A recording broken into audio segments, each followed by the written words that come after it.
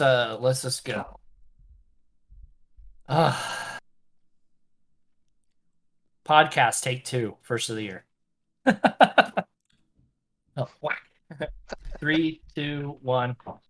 Hey everybody, welcome to the Snowbirds meeting room. Unfortunately, Shadow is not with us today, but today we're going to do a little bit of a different format. Um, Today we're going to kind of go over the letter to the chairman. If I can say that any weirder, I will. Um, He's a chairman. he's the chairman. Um, I just want to let everybody know out there in the verse that today's might get a little heated, might not. Just be aware that it's just because we're very passionate about this game and we love it. So that's really it. Today, our buddy Joe here is going to take over. And I also want to make sure Zook's introduced. And so take it away, Joe. Yeah. So Shadow is missing, of course. But and we tried to do this yesterday. So for us, well, at least for me and King, a lot of this we're kind of regurgitating some of what we said yesterday. But we really wanted to get Zook in here and hear his opinions. So the first thing we're going to talk about is we're kind of going to go over 2022 as a whole and kind of like what came out, our thoughts on it, and all that kind of stuff. So, as far as 2022 is concerned, I'll go over the first thing we'll go over is the features. The features that came out last year, we got dynamic events, so Jumptown 2.0, Siege of Orson. We got a rework for the ground vehicle hover mechanics. We got refueling, mining gadgets, derelict outposts, item selling, some new missions. We got the Snake Pit racetrack, and we got the community HUD. And that list would be a whole lot longer if we could have somehow got 318 in there. But that didn't happen. And even though we've had the PTU out and we've all played a little bit of it and really enjoyed it, that doesn't count.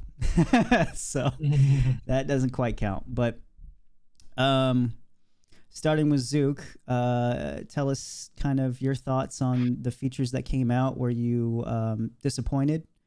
Were you happy?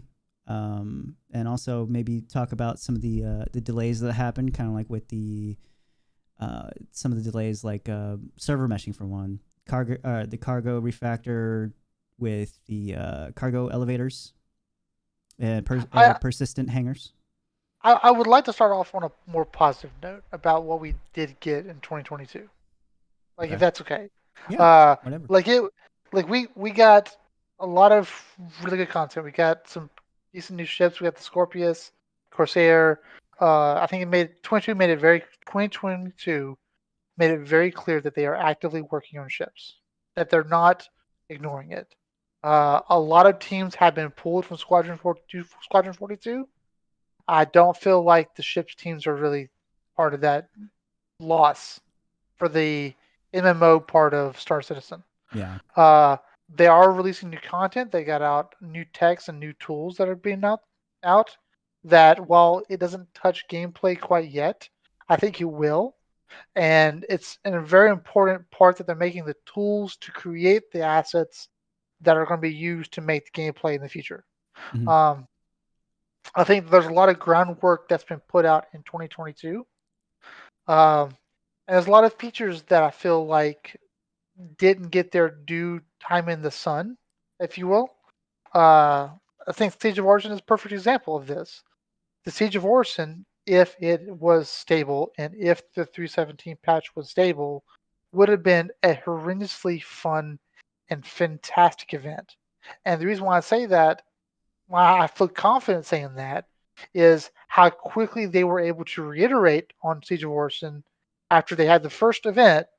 They realized, oh yeah, there's griefing at the point where you get off of the shuttle entering Siege of Orson, and they put deterrents in there to prevent that.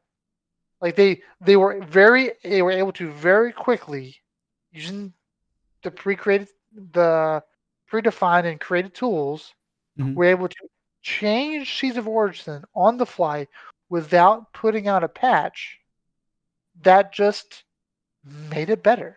Yeah. Right? And that shows that they're going on a very fundamental route of development. And if 317 itself was more stable, people would have had a much better experience. And you can see that from other creators that are just not creating content or actively saying this part of the content that requires longer term persistence. Like, I'm going to pause that until next patch because the 317 patch wasn't stable. Board Gamer and his Zero to Hero series is a perfect example. Skunkworks going from making large group mission events to like reviewing guns. Like, Yeah. you know, I like their work, I like their content, but there's a lot less like instability in reviewing a gun when compared to putting on a massive orc event. Like there's a lot more complexity in one than the other, and that shows in the content that's being created. Which means, the new bunkers are not getting shown to the public by content creators. The new rivers are not being shown to content creators by content creators. Siege of Orison is not being shown with content creators, with the fan base, with what Star Citizen traditionally uses as, I guess, advertisement, for lack of a better word, right? Because the 317 patch wasn't stable. Mhm. And because 318 was delayed, and because 317 wasn't stable, a lot of the content that was actually put into the game was glazed over, and forgotten, even by active players. And so I would say overall 2022 could have been a fantastic year, but it turned out to be average Mhm. on the whole. Okay. So there's something kind of along with this question. I want to kind of put another one in there. Okay.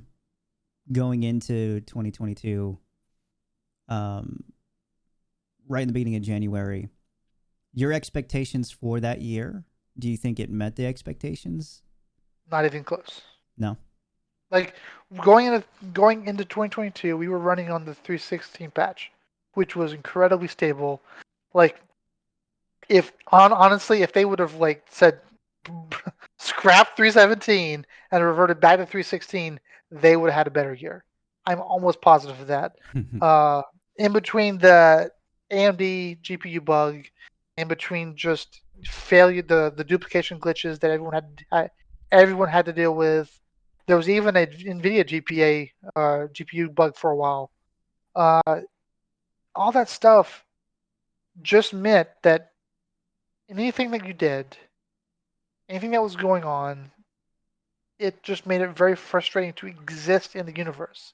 When it worked, don't get me wrong, it was very magical, right? But because it broke so often, I mean, I remember there was one time I was getting into the game. I met my friend on his Andromeda on a mining outpost. I go to walk up to the pad to get onto a ship, and the game just says, "Oh, I'm desyncing now." Throws you across the ship, throws you back into the pad, and gives you damage, and I'm incapacitated inside of the pad. Right? The desync bug by itself would, if they would have fixed that one thing, a lot of that would have been fixed. And again, take a back step back. Even if you look forward in the year, say the letter of the chairman from mid 2022, right? Its expectations didn't get met. What they were planning to deliver at the beginning of the year didn't get met. What they were planning to deliver mid-year didn't get met. And that's a shame. That's an absolute shame. And what's really, I mean, I don't want to harp on that too much because I think everyone realizes that. But what's really cool is they did deliver content that they weren't planning to deliver, which is great content. Really, really cool content. but because it wasn't stable, we couldn't share that. We couldn't spread that. We like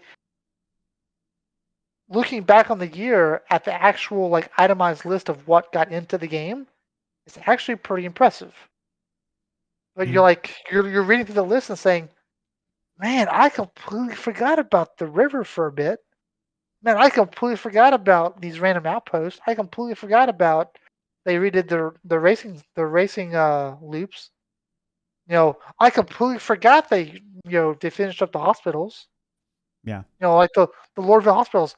I honestly, until I saw on the list, I completely forgot that they finished Maria Prayer of Heart That's an because issue though, that's an issue. Yeah, that's an issue. that you Like, forgot. We all did. yeah, they did amazing work on that hospital. The people who I think that was the Montreal studio, they did amazing work on that Mhm. studio, but They because we're did. not playing the games in large numbers, we're not using it. There's no content down there with it. And while that's great, the content that was released is beautiful and amazing. The patch being broken means we don't remember. We don't know. Mhm. Yeah. King, did your 2022 expectations at the beginning of January kind of, did it ever get met, or yeah, and then as far as features, are you disappointed? I'll answer the latter first. So as far as features go, look, I again, to reiterate to the audience here, as a game developer, I understand a lot of situations happen, and I understand. I'm happy they got features in. I'll say that. I'm happy that they were able to put some really cool stuff in, and um, I'm not disappointed that they got stuff in. I'm disappointed that where they fell short for me was specific items that I expected to be out by December, and they didn't get released by December.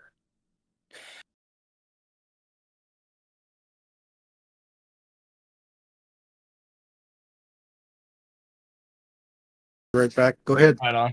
I think the one major, like, it's gonna sound silly. The one thing I actually forgot was the mining gadgets. Like, I legit forgot those were in the game, and I didn't forget about Siege of Orison because I loved Siege of Orison. I think it's better than Jumptown. I'm not a fan of Jumptown at all.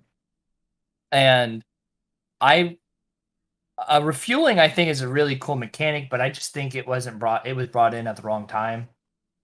I think efforts should have been focused on things that we need in game right now, not things that'll exist when we start getting three-star systems to deal with. You know what I mean? Like, if refueling will be great with 3-star systems, but refueling is not great with Stanton, where we have Lagrange points literally every jump. Even like an Aurora Ln can jump, or a Saber Raven can jump from point A to Lagrange to Lagrange to Lagrange and still make it where it's supposed to go. So, yeah, Yeah. but I mean, it's a feature. It's done. So cool, awesome. I mean, I would defend him on that point actually. We're gonna need. I think we're gonna need refueling to be more of a factor in Stanton at some point. We're saying no, I don't think we need that in Stanton so much. I would defend CIG in this area on that particular comment, and that's odd for me. I know, but because when the refueling was added was towards the very beginning of the year, Mhm. and refueling was added, I think, with the expectation of 318 being out by midsummer. Fair enough. And with I can see your 318, argument. if 318 managed to be out by midsummer, and 319, which was supposed to have some kind of server meshing, which might give us some kind of server meshing with 4.0 was supposed to have been out December, Mm-hmm. which would have given us Pyro. If Mhm. all of that would have been successful, we would have needed refueling, right? Yeah. And I think refueling was worked on probably end of last year with the expectation of 4.0 being out in 2022 December. And that's why I think refueling came out. I don't think they released it way early intentionally. I think if they realized that there would have been a delay, that 318 wasn't going to make 2022, I don't think they would have released Fueling as early. Sure. So I don't want to like knock them when they're planning there. Yeah, no, I just feel like it was released too early, and it's probably, and I'm speaking in retrospect, because that's honestly what we're doing right now. It's like Of we're speaking, course. it when it came out, I thought it was really cool, and yes, I do think. I mean, it's gonna have to be in the game anyway, so I'm not gonna squash marbles over it, but I think item selling was obviously a great addition, but what's silly about that is why was that so late to the game? I think item selling should have been sooner, like when we had the inventory system that came out. Same when with it the came move out. all button. Same with the move all button. Like getting excited over small things like that is kind of annoying. It sounds it's stupid, to be real. Getting excited Fair. over simplistic features that should already be in a game, that you do those things, that you're supposed to be doing those things, when any other game you play in an alpha state already has it. Like, it's built before it's released. But we got it, so I kind of gotta Hakuna Matata that for a little bit. But that's my I feel very neutral, but a little bit more on the all right, cool, it's done kind of side of things. The things that make me aggressive are the small things that should already be in game, but as a game developer, like, I should have already had that done, kind of thing. Mhm. And then to answer your other question was what was the first question? So did It disappoint you. 2022 meet your expectations at all going into the year, in the beginning of the year, from what you knew? Yes, because of my experience with CIG, I expect things to be delayed. Okay. Fair enough. I expected things to be pushed, to be delayed, to not make it. So yeah, So they met your expectations.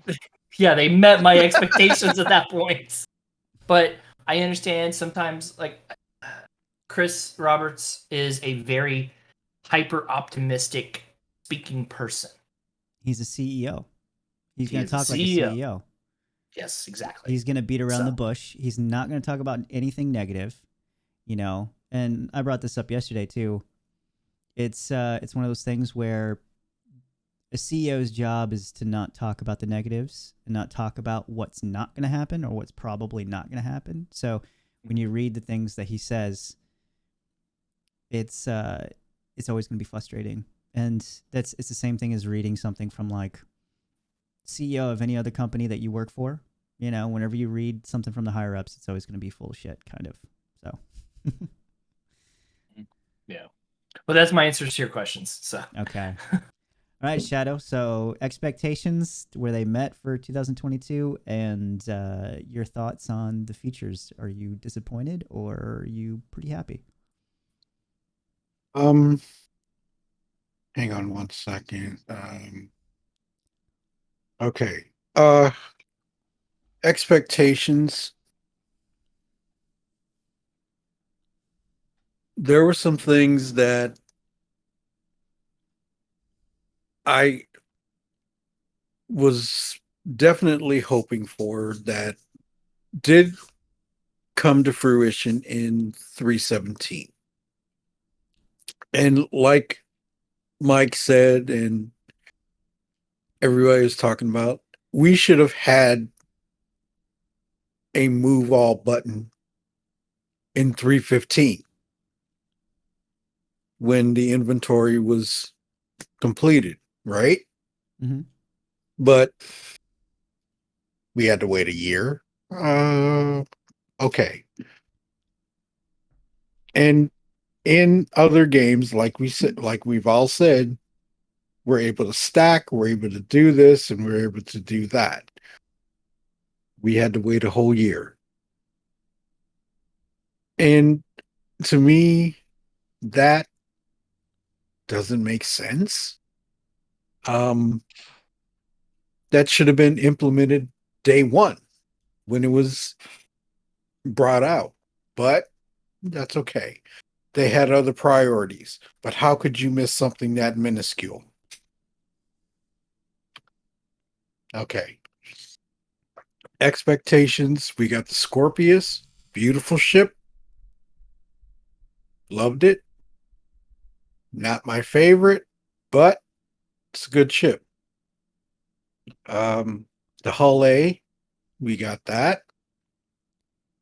A I great. completely forgot about the hell. Hey, Mhm. Yep. It Not really that ship yet. was a great starter cargo ship. Beautiful little ship. The mechanics on it are amazing. You got to admit that. the tech that went into making it is amazing. Yeah, that's what I'm saying. Yeah. It's a classic piece of work, and kudos to the team for creating it. You know. Then we go to the hover quad. The hover quad. That was one of my earliest videos where I did a 45-minute test run on that ship on the hover quad. I took it out of the C2 in the PTU and landed it on Hurston through the atmosphere, and it held up. Couldn't beat it. Although it gets stuck on plants, but well, that's another thing. But we got Maria Pure of Heart, which was needed. They separated the inventories of the planet and the station. So it made you fly down to the planet to sell your cargo. I had cerveza. I'll get to tea later. Gracias, mia. So it gave you more immersion into selling your cargo. So eventually the cargo center on the space station is going to be beneficial for the hull C, the hull D, and the hull E. So that's basically what's going to go on happen with that. And even the raft. So the cargo center there is going to be beneficial. So that's why I'm guessing that's why they're separating it, because of the cargo refactor.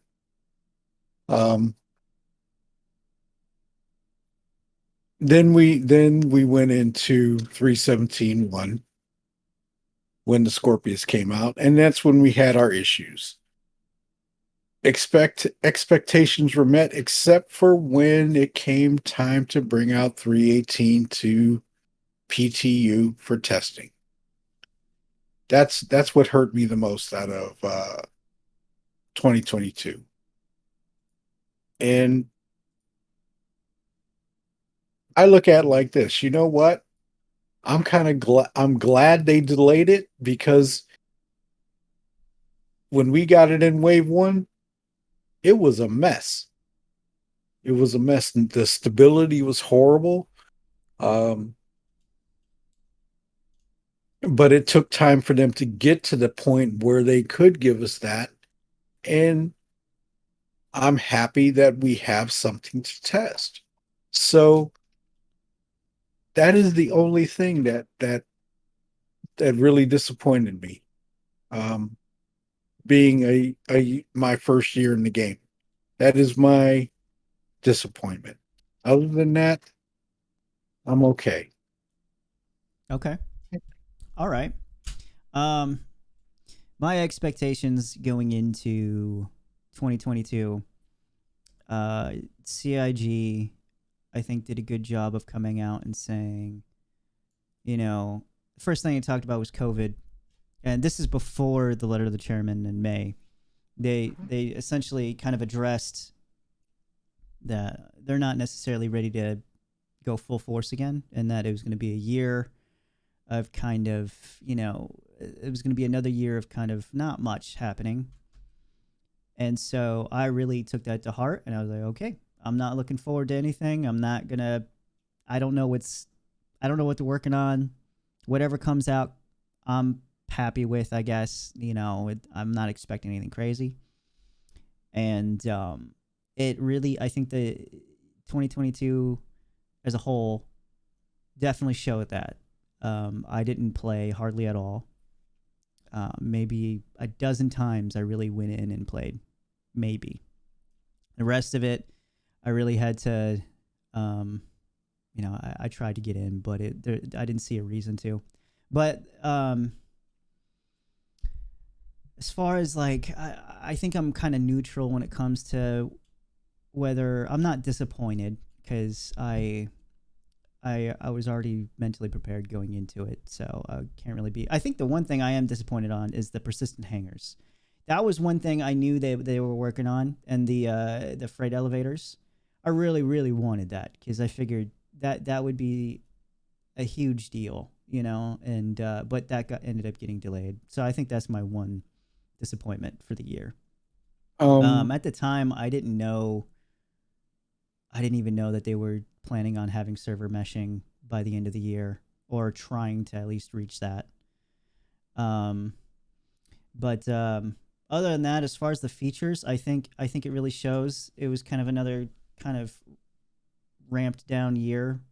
It was in the May letter of the chairman. They said, they said it was going to be a year of kind of trying to give us other stuff to do than actual features. Like that's why they gave us the dynamic events. So I'm glad they were trying their best to kind of keep us busy because they gave us a lot of events. Well, went on for a while. I'm sorry to Oh, I'm go ahead. sorry to interject, Joe. I would have loved to have seen Xenothreat this year or last year. I would Sorry. have too. Yeah, Um, I would have but too. You got it. they said that there was a lot of issues with it, Oh. and that's why they didn't put it out. They're reworking it. I think Yeah. that's why we didn't see it because they're redoing it. We're supposed to see it in January apparently. Mm-hmm. We saw Xenothreat early last year for a little bit. Yeah, It wasn't in the very in the much. Yeah. first part of the year, the very And first part. 316 when 317 Yeah. was delayed. Okay. Yeah. Okay. So, I mean, I really can't count that event because we had it first thing and then we didn't see it again at all. Where we saw Ninetales lockdown like maybe twice or almost 3 times. Mhm. And Jumptown, we've seen Like 3 4 times this times. year. Yeah. So we saw Jumptown quite a bit Mhm. in Ninetales lockdown. So I really would have loved to have done Xenothreat in 317. But Yeah. they were doing the rework on it. So I think Siege of Orson was the PVE event for this year. They was working on. yeah, Siege of Orson was good. It was buggy. I liked it. I think it was quirky, but it was interesting. Mhm. It was interesting. Yeah. And it came after Invictus, as a matter of fact, because they were talking about doing it during Invictus. And oh my God, could you imagine the mess that would have been? No, that was the correct decision to hold off on that. But that's pretty much it. I'm sorry. I didn't mean to interject, Joe. I'm It's sorry. okay. It's fine. It's fine. We're here to talk, so get it out, But yeah. Damn chair. Other than that, I think all the features they were all things. And you guys already kind of said it. They're all things that we weren't really expecting. They were all surprises for the most part, and they're good surprises. But they are things that I definitely feel like we should have already had at some point. But yeah, I mean, other than that, kind of going into the next question, it's kind of the same question, but this time it's going to be about the kind of like the back end tech that was going on throughout the year. And I think my opinion about the back end tech, right? So this was a year, this year, the year before that, and this year, it's all going to be about building up the tech to get Star Citizen to actually be the game it wants to be.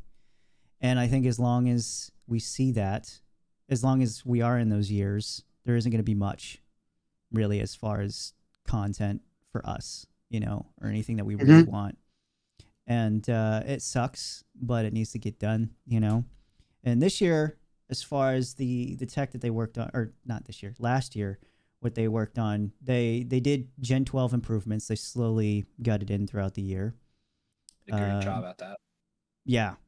And then 3.17.0, the very first implementation of Gen 12, when you didn't see a desync flag come up to go into RCorp, we knew it was working. That was beautiful.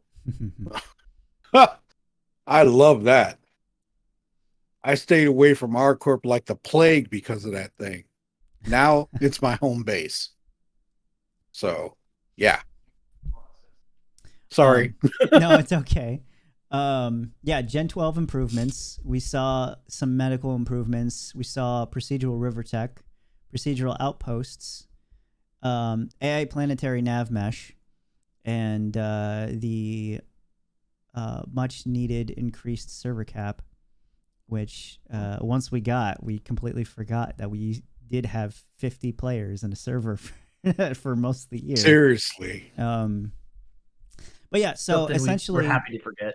Starting with Zook, same questions, just about the back end tech for the year. Were you disappointed by how much was done with the back end tech? Because considering we know that their goal was server meshing by the end of the year. I would say the proper term for me as far as the back end tech for 2022 would be blown away. The exact opposite of the content here. We're seeing their way they're making the rivers. Mhm. Like we haven't seen it. That's coming out in 3.18. We're seeing the way they're making the cities, right? Again, we haven't seen this is coming in later, but again, that goes into the back end tech. We're seeing reworks. We're seeing a rework of Lorville that is using the back end tech for the cities that was developed in 2022. We're seeing rivers coming out at 3.18 using tech that was developed, back-end tech that was developed in 2022. We're seeing the same thing for Outpost, for crash sites, for, Stanton's damn, finally being filled in. for cloud, yes, for cloud technology, for it being stable, Mhm. for Gen 12 renderers, and all of that's keeping the fidelity and making it more efficient where we can have 100 people per server. And that's while everything is still running on a singular server. That's without a separate server for replication layer. That's without a separate server for instancing. That's all of it using the old inefficient server model that we've been using for years now, and it's still able to squeeze performance out of it because of the backend tech that they're using. And it's not just backend tech that we're using as a client server model for as far as day-to-day gameplay. The backend tech that is used in the development of content going forward, I can see the start, sort of a snowballing effect, where the content that we're seeing will become easier to make in the future and easier and easier and easier to make.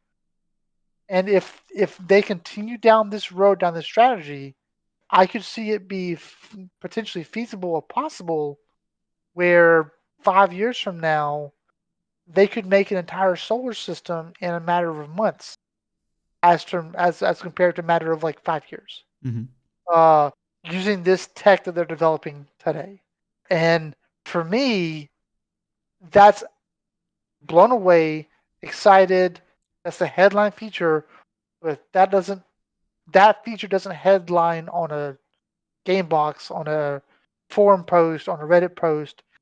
No, if you hop on a Reddit post, and probably Payne would know this better than I would, if you pop on a Reddit post and saying, "Look at all this backend tech. Look at the tech that they're developing to make rivers," the people on Reddit will be like, "Go away.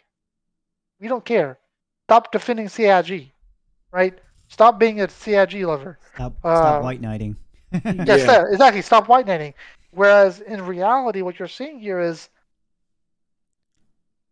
the potential, the developing potential, active developing potential for greater things down the road, and that's what keeps me excited.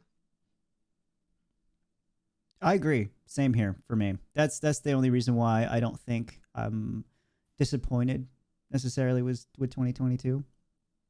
Just because how much they've improved with the back end tech and what that means for this year. Everything that all those systems, like, definitely, like, we should be seeing so much more now pop up with each incremental patch that we get. But King, what are your thoughts on the back end tech that we got? So I obviously wish 318 would have got out because this list would have been massive. Yeah. But Mhm. the biggest, I would argue that the biggest two things that directly affect the community first: server capacity and the Gen 12.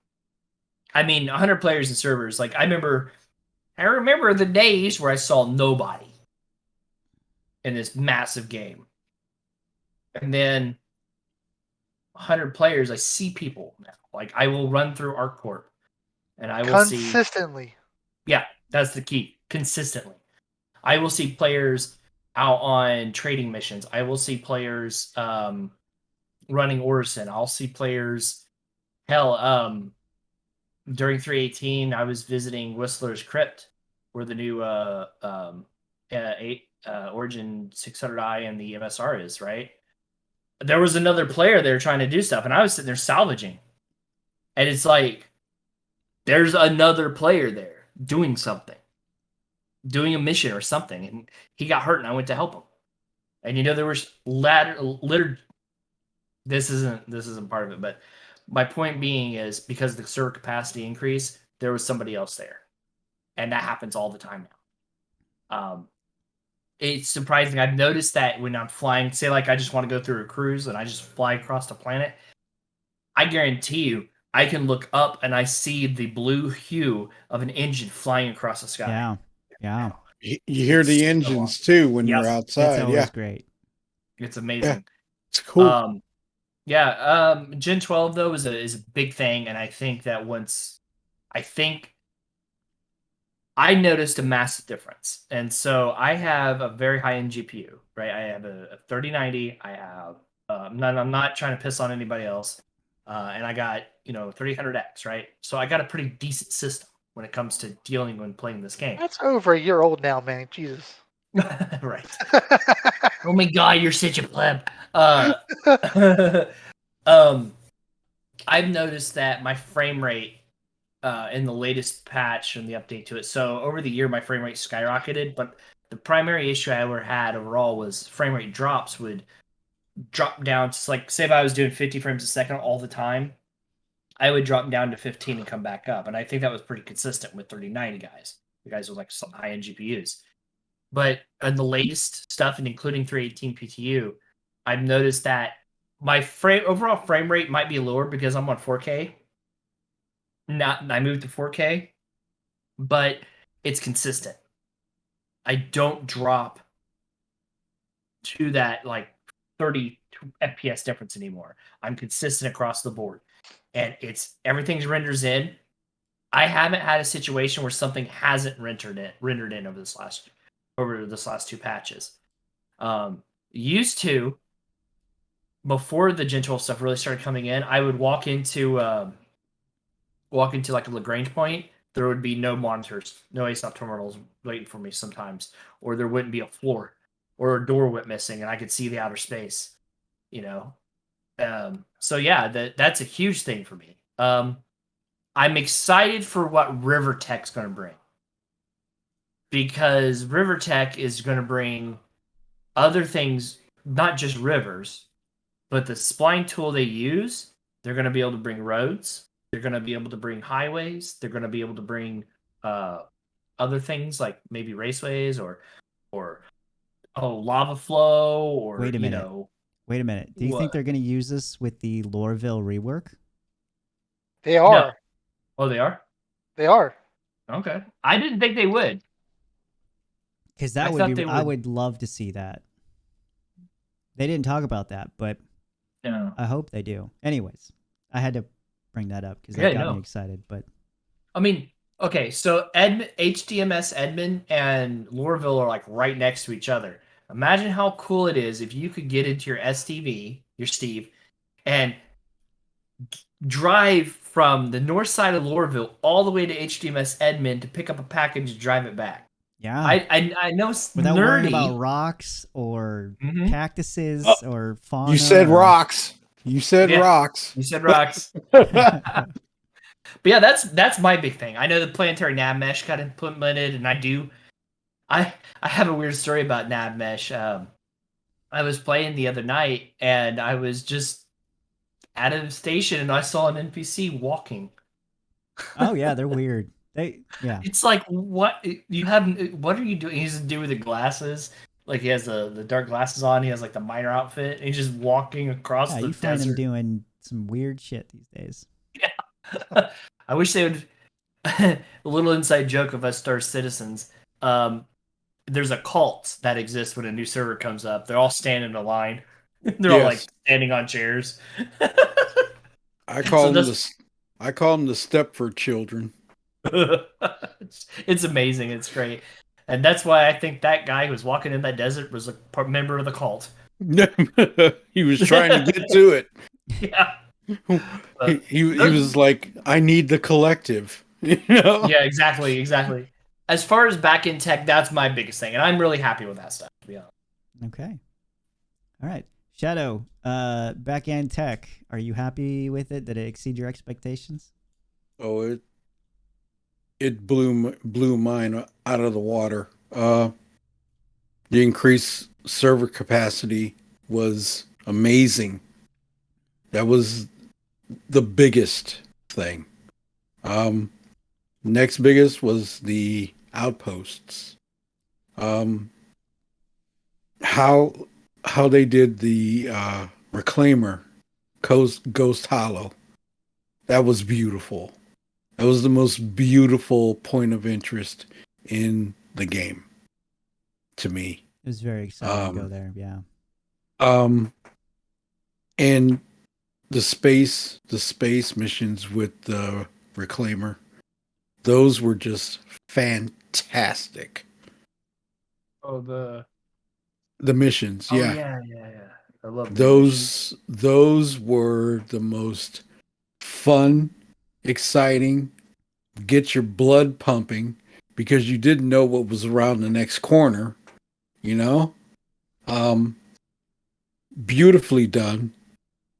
The planetary nav mesh, when I encountered Ninetales jumping out of a, walking around and jumping out of a cutlass and coming to attack you A when lot it of times worked. they didn't. They just stayed in there. Yeah, but I mean, when they did work, Yeah. oh my God, your blood was pumping, your heart was beating, you were, Mhm. Medical improvements. I can say they were really good, but because so many people misuse the medical beacon, I didn't do that many. Because, if I go to do them, I only go and do them with a team, another person, because you don't know what's going to happen. So They got to improve some stuff to make it so that's not something people want to do, Right. But those were, and the River Tech from what I saw in the ISC, is going to be awesome. And we do have it in 318. So it is there. From what I saw of it through other videos, I haven't been able to do any exploring as far as that, but magical.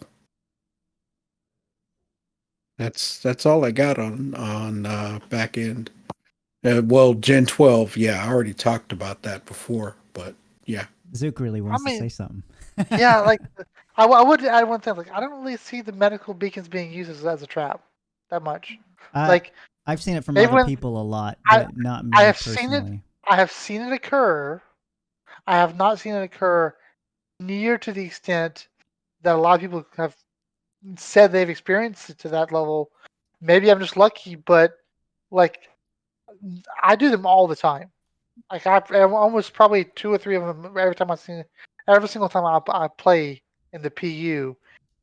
Because that's one of those few things that are like very player created type of events. Mhm. So you Mhm. never really know what you're going to go into. So it's very exciting. Like, Mhm. and for me, it's like I mean, I would probably say 1 in 100 I think are Well, I think traps. there are some people out there that I think are just unlucky when it comes to those things. Maybe. Because I think all it takes is a couple of them to really just have bad experiences with those, and then they just Yeah. go to Reddit and Spectrum and complain, and those are what we're seeing probably like the 1% that's happening. That's to. Well, Yeah. I want to add to that. Since 315, was it 315 when medical came out? 315. Yes. So yeah. So early on, it happened a lot for sure. Like I would argue that I fell for it a couple times because what would happen is a beacon would go up and they would have a guy waiting for you when you went down to the bunker. That happened a lot. Nowadays, I don't see it happening as much, but it still does happen on occasion. Mhm. Rarely. But early on, people didn't realize that the payout was 15K a piece. And they would fall for the trap of, like, say, 50,000 credits would come up. Like, oh, hey, that's a hell of a deal. Let me go get that. Mhm. Yeah. So, Well, that and it was new, and everyone's going to want to use it. Like everyone wants to do the gameplay, so whenever you put it up there, everyone's going to flock to you regardless. And a lot of the griefers did use that early Yeah. on as a trap, but I think once that the luster fell off and they moved on to other things, I think it's much more fine now. yeah, I think like many of the other gameplay stuff, like it's just all the bad things have just kind of slid out the window. And like you know how well, the same thing happens with the whole piracy thing. Now that you got physicalized cargo, we're gonna take your cargo. It's like I really haven't ran into that. It happens, Well, but I haven't run into it. what I do like about that is that you have the chance to fight them off. You have a chance now. You know, they Yeah. board the ship. They board the ship. Somebody getting shot. I don't care. Okay. I mean, I'm not trying to be an asshole or a jerk or nothing like that, but you board my ship, you're going to get a fight on your hands. Okay. I don't know, Shadow. I've seen you do bunker missions. Oh, All right. Oh, So what are you trying to say, damn it? Well, I think you know. so marking him down as an easy target. Yeah. Okay. Make sure if you guys do bunker Easy missions target. with him, Okay. make sure you bring a medical gun. That's all I'm saying. Yeah, just get the hell out of the way. yeah. I guess all I'm really saying though is like, kind of echoing what was stated earlier, that it's like the few are the loudest, the few are the squeakiest wheel on Spectrum when it comes to a lot of this stuff. I do honestly think the majority of the people don't just participate or do those kinds of bad rough up stuff. You're gonna have bad apples. That's just how it is. You're not going on another bunker mission with me, Joe, just because of that. Oh, I'm still gonna be there. I'll save you. I don't mind saving you, Shadow. It's Oh, fine. thank you. Appreciate it. No, here's one thing that I'm looking forward to, and I don't think I think a lot of the pirate orgs are considering this, but I think a lot of general players are not thinking about this as well. When you're disabled as a cargo ship and you're being pirated, right? You can still negotiate because you're still a deterrent. You can say, "Look, come get your stuff. You come take a quarter of it, whatever it is. Whatever, take a quarter of it, take half of it, take 10% of it. I'll let me keep the rest, and I won't fire at you." Because what the defenders could do, especially if you are, well armed and well built out, do you realize how hard it is to see players in space? And I suspect it'll be very easy to sneak out of your own ship and onto the pirate ship and fuck up the pirate's mission, right? The pirates will still have to keep in the back of their mind defending their own ship from the people that they're attacking if they want to move cargo. It goes both ways. It goes both ways. Once you get one ship disabled, right, and they're next to one another, that big ship really isn't defending itself anymore. You may have fighters moving around, right, but it's just as easy to get out of your cargo ship and board their ship as it is the pirates to get out of their ship and board your ship. I mean, it can easily go both ways. Yeah. I mean, there's no doubt in that. I'm not saying that it couldn't, I'm just saying that it is going to be an interesting experience to be able to defend yourself. Because I'm looking forward to it so much. before, and I am so glad that they put in that little timer. If you're attacked, right? Timer doesn't And work you're yet. well, not it's supposed to be in 318. Yeah. So if you're attacked, you have so much time to defend yourself. Which before somebody comes and shoots you and you shoot back, you kill them, they can throw a crime stat on you. So that's kind of bogus. You know what I'm saying? But now with that gives me an option to defend myself and still be lawful and not have to worry about a crime stat. So that's just my thought on that. All right. Well, we kind of got off topic there for a little bit, but Sorry. no, it's okay. Shadow down. Well, we all do. So Zook's not on camera, so gotta wait for him to come back. Well, I can go the other way around.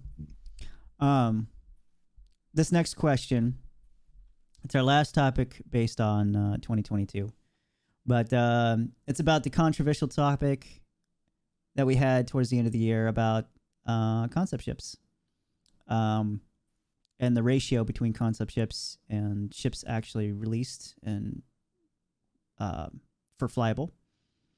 So, the ships that came out, just as a refresher, the Hull A, Hover Quad, Scorpius Centurion, STV, Are you sure about that? the Cutter, C8R, the Corsair and Mule, and then the concept ships is the Spirit Series, Legionnaire, and Galaxy. So Legionnaire is off the map. What do you mean off? Well, They took it out. They took it off. It was still a concept, though. Yeah. So concept. Yeah. Yeah. But, well, since Zook is back, Zook, the question, I'm not sure if you heard it. I heard. You did? I heard. Okay. So what are your thoughts on the ratio between what they put out as far as ships? It doesn't bother me. Yeah. Like honestly, if we want to have a full worked out universe with different manufacturers and eventually other alien races and their manufacturers, we're going to need a lot more ships. And to think that to have an expectation that they're going to stop doing concept ships, like for example, right now we have 2 Banu ships, right? Yeah. The entire Banu species does not operate with 2 ships. Yeah. Right? True. They have their large cargo, they have their other fighters, they have their heavy fighters, they have they're going to have their own stuff, right? So there's going to be concept ships in the future that we're going to see. Mhm. I'm okay with that, right? But I think what a lot of people got bent over the shape about it was 317 was broken. I don't want to dive that back into that hole, which that created a level of disappointment, right? And then they're doing concept ships on features that were concepted years and years and years ago, which was the modularity, and it felt like a repeat for a lot of longtime backers. And then that just added to the fuel to the fire. I think the Galaxy was basically the example of this. Mhm. I think if Yeah. the Galaxy came out and it wasn't modular, this probably wouldn't be that big of an issue because they did release a lot of ships this year, right? Um, but again, going back to the backend tech, just as an example here, we saw the backend tech being used to generate these ships quicker, faster, and more readily apparent. I mean, you saw how fast the Scorpius got produced, right? You saw how fast the Pisces R got produced. It got basically straight to flyable, and you can say, oh, that's a rework of a ship that already existed. But it's like, but yeah, that's kind of the point. Those back-end tools for the creators to use to make new variants of the ships that you already have or already in game, right? While also updating the ships that are currently in game. For example, my Pisces got the button to open the door at the same time that the Pisces R got that button. So they're not just developing the new ship, they're saying the same techniques are going to be used on older ships at the same time Mhm. with similar variants. So I'm one of the people who got the Galaxy. I was not as salty as others on this particular issue. Mhm. Um, I don't care how many ships are in concept or how many ships are released. My concern right now is if the ship is released, is there a role for it in the universe and the gameplay we have now? And I think in the past they've done that really, really poorly. Today they're doing it a lot better.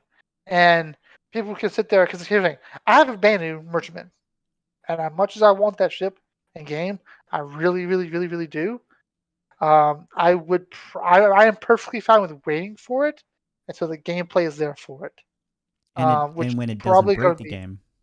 yeah, and when it doesn't break the game, which will probably be at the earliest 4.0, right?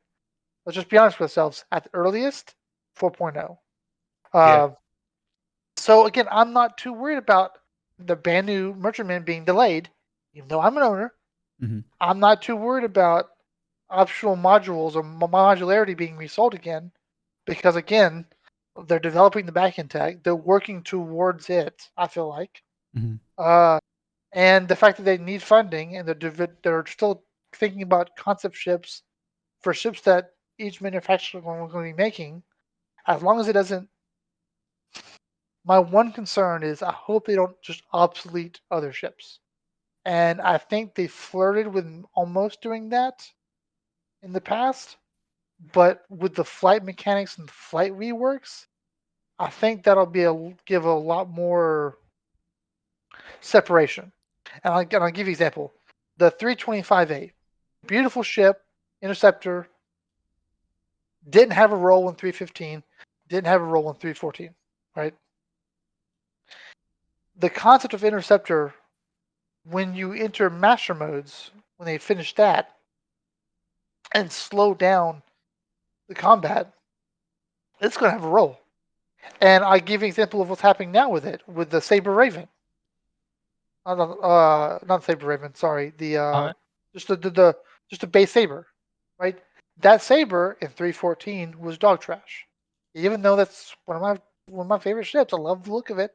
I'm very much a stealth pilot, right? The Saber, even before stealth is introduced, the fact that it had the swept wings and they introduced the whole again, one of the techs that they released this year was the in atmosphere. They redid the atmospheric flying mechanics. I forget what the technical term for that is. I Scorpius. apologize. Yeah. Right? They redid the atmospheric flying mechanics in a lot of ships, like the Vanguard. got hobbled by it. It can't move an atmosphere worth a damn. The Saber Raven, because it didn't get hobbled, because it has that swept wing, Mhm. became, I think, damn near god tier for a single fighter, tough fighter in atmosphere. Right? That ship went from not having a role to having a very powerful role just by slowing down ships that shouldn't be fast in atmosphere.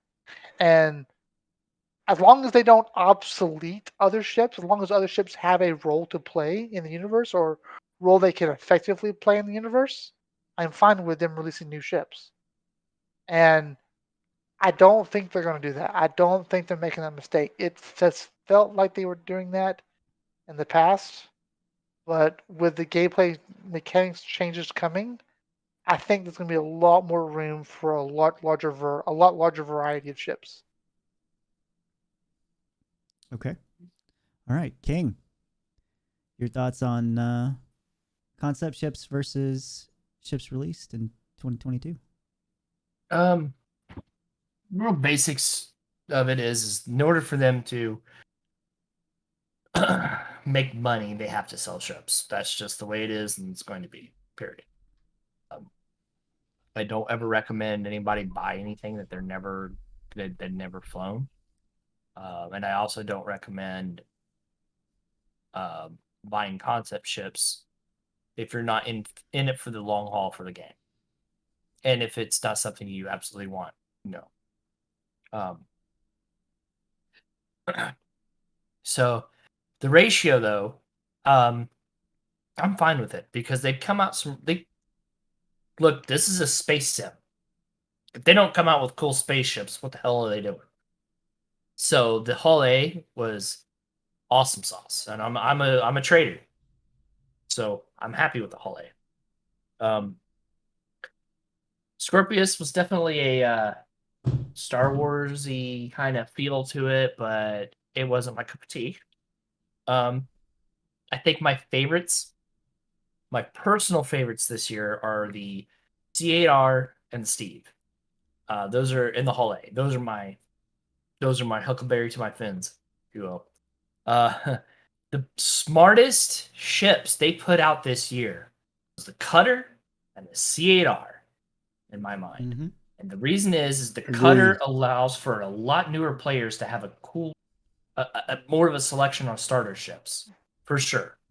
Like, hands down. I think it was a good decision they did that. The C8R was a brilliant decision, too, because when you're dealing with either you're a medic or you're on a Carrack or you're with a group of people, somebody now, I'm pretty much guarantee somebody now has a C8R available if you get injured. And so I have one. yeah, I do too. Everybody's got one now. Everybody's got one now. Hell, I have a Cutter again. Because I'm gonna try a 0 to hero on 318 release. Okay. Yeah, so yeah, no, I think that's fine. I'm not disappointed with the concept ships ideas. I think the Crusader Spirit was actually pretty smart of them because they had to fill a gap of the lower tiered smaller ships. They had to fill that role.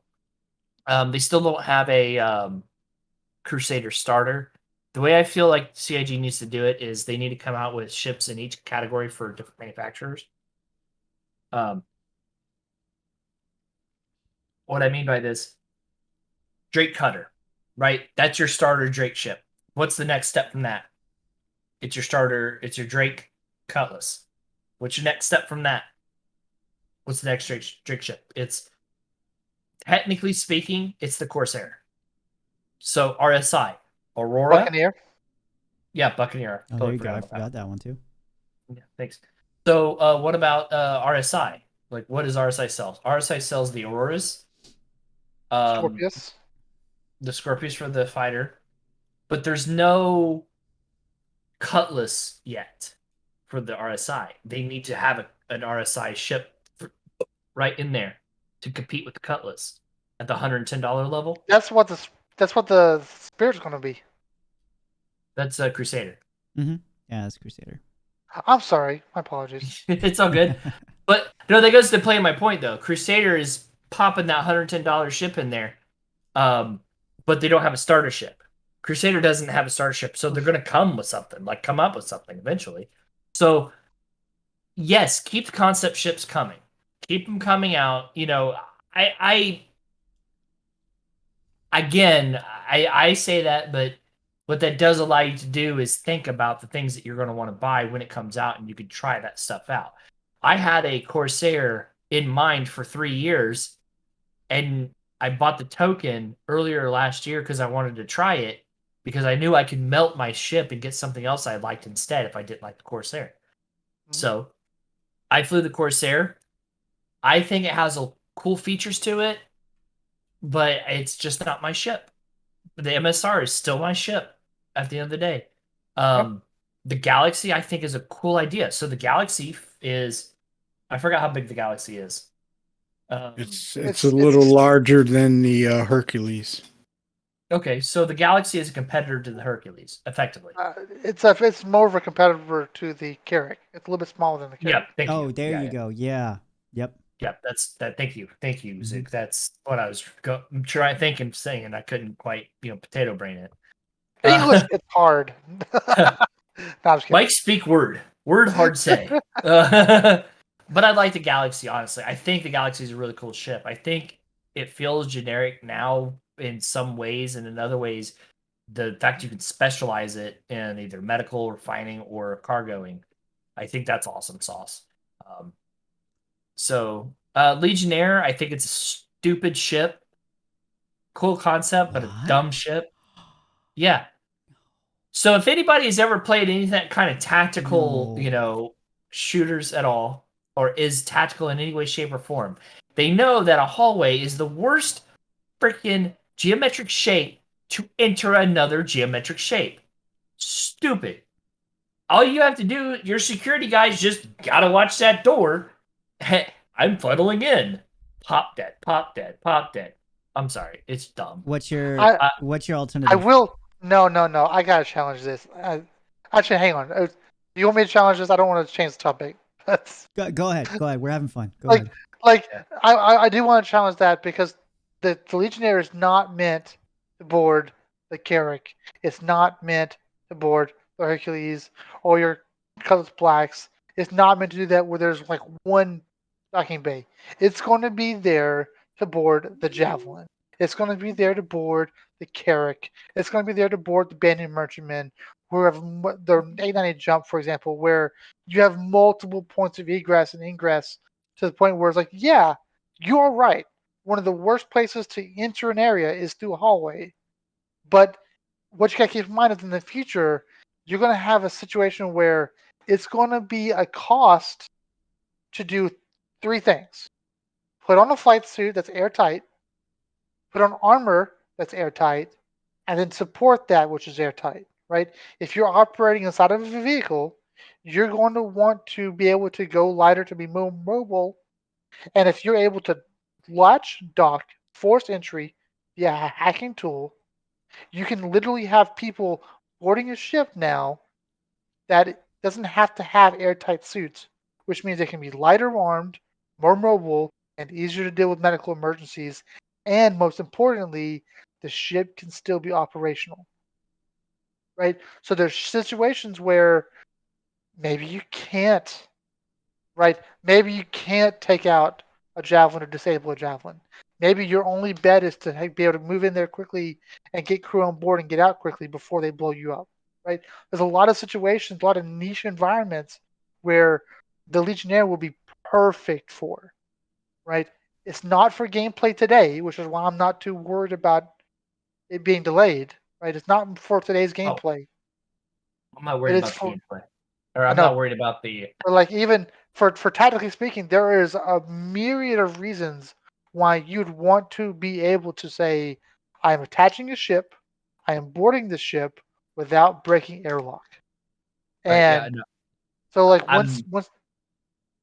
I'll let you once they finish. get I to the, apologize. once they no, you're fine. Once they get to that point where that's more apparent, that's where the Legionnaire will shine.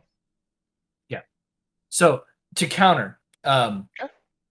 the Thank you, by the problem way. I have. Yeah, no. Hey, conversation's conversation. Just because you have a counterpoint doesn't mean I want to hate you. No, Cheers. you can have a good counterpoint. There's nothing wrong with that. So the reason why I hate it is not because it's somebody built a cool ship, right? Like that's not my argument. My argument is I just hate the idea of running down a hallway to try to board a ship. That's what I don't like. And that's where I find myself like not wanting to be in that scenario. I feel if they do other boarding ships when ship deformation really comes in, I think that they could come up with a better concept for this to force punch a hole and vacuum seal it and open to have a better way of entry.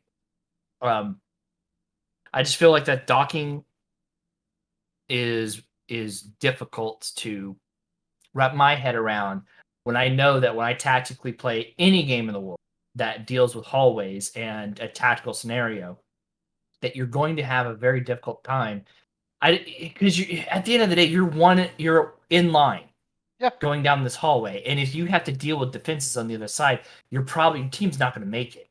So The- I would the hope big- what The big caveat is if you have to defend it. How many Carrack owners out there have a spare person on board their Carrack right now that isn't piloting, isn't manning a gun, or isn't being medical tour, or isn't manning the Pisces? That's real time. If you have a Legionnaire come out of nowhere, hack you and board you before you can get somebody off of a turret Mhm. and down to that lower level to man that defenses, well, right? then that's just the problem with the Carrack owner not preparing properly. So Exactly. You're right, but that's the cost and reward that the Sure. Legionnaire can punish. This Yeah. so the whole thing, right? I think the gameplay behind the Legionnaire, right? You're gonna be able to gather data about that ship. You're gonna decide before boarding whether you can, or whether it's a good Oh. idea or not. So you're gonna be able to tell how much personnel is on board, maybe see their cargo and stuff like that. And you're going to be able to see, okay, do they have anybody armed? There's some ships that might not have any security for whatever reason. Maybe it just doesn't make sense for them to have security, I don't So there's silly to so think many about other that. so many other reasons, well, maybe it's like a very considered a very safe system, and you're supposed to be that kind of gameplay is you're catching the person off guard. This is a surprise attack. They're not supposed to know about this. So by the time you dock and all of that, it's supposed to be swift.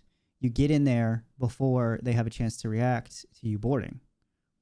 So I think as you got to be smart still. So yeah, obviously, if you're gonna try to board a Carrack that's full of security, you're probably not gonna do it. Yep. Especially because you got to dock at the front Let's of a hammerhead, right? Yeah. So like, Yeah. oh, the pilot saw us. Let's get out of here. go But- kiss a hammerhead. Ooh. But I mean, that's just like at the end of the day, that's a personal thing for me. That's just like my fair my enough. opinion. Yeah. Opinion, man. No. Yeah. Nobody's But, gonna feel good about going down that hallway. Nobody. Yeah, nobody's gonna feel good about Nobody. it. But the Crusader spirit, I think, is a brilliant thing. I think the Galaxy is a smart thing. I think that we need to have more ships that compete with each other in each, starter, next level. I think that the more we flesh that stuff out, the better. And I don't mean ships that do the same job either. Like Argo, for example, industrial stuff. Like Argo needs to compete on the industrial level, and RSI needs to bring the pain to them a little bit. Or Crusader, right? I don't see them being industrial, but I see them being like a more, not leisure, but higher class things and military. Do you feel No. like Origin needs to have a mining ship? No, I No. think that would be a mistake for Origin because Again, you would have to look at the lore too, because in real life there are some pretty high class manufacturers out there that do make some industrial stuff. But yeah, but I think Origin will focus on a couple of things: yachts, high end energy tech. So like they would do military components like with high energy shields and stuff like that. gravity generators. I kind of akin Origin to. I know they have the aesthetic of Apple, but I really think of them more as like a Ferrari in a way because a Ferrari handcrafts their stuff very specifically. And if you had a Ferrari engine, but you had a chassis of something else, you're going to put that Ferrari engine in there if it's compatible. If it's compatible. So, yeah, that's their caveat, right? So I think that's what Origin will do best. They will do racing amazingly. I think that they need to really hit racing hard. I think they need to do luxury cruises. I think they need to do yachts. I think they need to do like passenger boarding. I think that Origin needs to release something that competes with the Genesis Starliner. Like even more so than the 890 Jump. But that'd be against their brand, though. Would it be? Because Yeah, like the Genesis is mass transit. Do you it think is. Origin wants to be mass transit? They could The luxury transit. luxury transit, but I'm just saying it would be it would be in that space of competing because Well, that's what the it's still 400 is doing. transit. Yeah. Well, The 400 is doing that. The 300 is doing that. The 890 Jump is doing that. The 600 is doing that. Right. Especially the 600 Touring Edition is doing that. Right. They I could forgot- very easily have like a 500 variant or an 800 variant, or like a 700 variant. But I got what I was trying to get at about that. So sorry. think you're good, brother. You're good. Think Air Force One. So high class private transportation for government and stuff like that. That would make sense for Origin. Whereas, Crusader's doing mass transit for the populace. So stuff like that. That's how I think about that. I think that Origin shouldn't do combat. They shouldn't do intercepting. They should do Well, they've already got that. I know. I'm just saying that, Imperator 1 is a Genesis Starliner. yeah, that's the Crusader Genesis Starliner. No, I'm just saying that I think of them as Nabooian. Okay, for the Star Wars guys out there, Naboo creates some amazing looking ships. Think of the Queen ship for Naboo, taking her all the way to Coruscant, right? That's how I see Origin. I see Crusader. I see like RSI as like Kuwait shipyards and stuff like that, where they did the more ruggedy stuff, but it's functional, very form functional. Yeah. But that's how I feel about Origin. But I mean, I would love to see other things out of Origin. I don't think Origin, if I could just say no to it, it would be industrial. Origin should never touch industrial. That's really kind of it. Outside that, I think their heavy focus would be transport and racing. I think the same thing would apply to mass transit, but that's my opinion. The original 600i was a cargo ship. So they did touch in there. Transport. Yeah, but that was the original one years ago, but yeah, I get what you're saying, but it was, so they did touch in that, and then they branched out and hit the 890 Jump and the 600i, the two different variants. I would just like to see a 600i cargo vehicle. I don't know. Gut it, try it out. It was there, it was done. So well, Shadow, go ahead and answer. How do you feel about the whole concept versus how many ships was released in 22? Like, do you feel like between the two, you felt like it was a good ratio? Do you think they need to put out more or less concept ships? Do you feel like it was pretty good, or? I think the ratio is fine. I'd rather they've got to fund, they got to make money. And the Galaxy, beautiful ship. I have one, and I have a C1. I love the C1. I love the ideal of it. I love because I am not a Drake fan. And what kills me is they give you a loaner for the C1, the Cutlass Black. I don't fly it. Okay. I don't fly it. But when the C1 drops, and this is where the gameplay comes in, because you've got your SRV with and all the other vehicles that have tractor beam technology. When that comes online, then you'll see the C1 drop. Oh, I'm And excited that's for that. and that's your gameplay. Because without that tractor beam technology for a ship, you'll never see the SRV come out. You won't see it. That's how I feel about that. The E1, you won't see that until the transport technology comes in. The A1, I can see that drop in a heartbeat because of Jumptown. Yeah. I don't So, know. So you think they'll drop separately then? yes. Yeah. They I came mean, out and if said that they're working on they're doing the bomber first and then the transport. so, if this is correct, if they're going by what you're saying, Joe, we'll see the A1 hit very soon. Within I think this year. 23. I think this year, yeah. I, Maybe towards the end. and then you'll see if they get transport gameplay involved, you'll see the E1.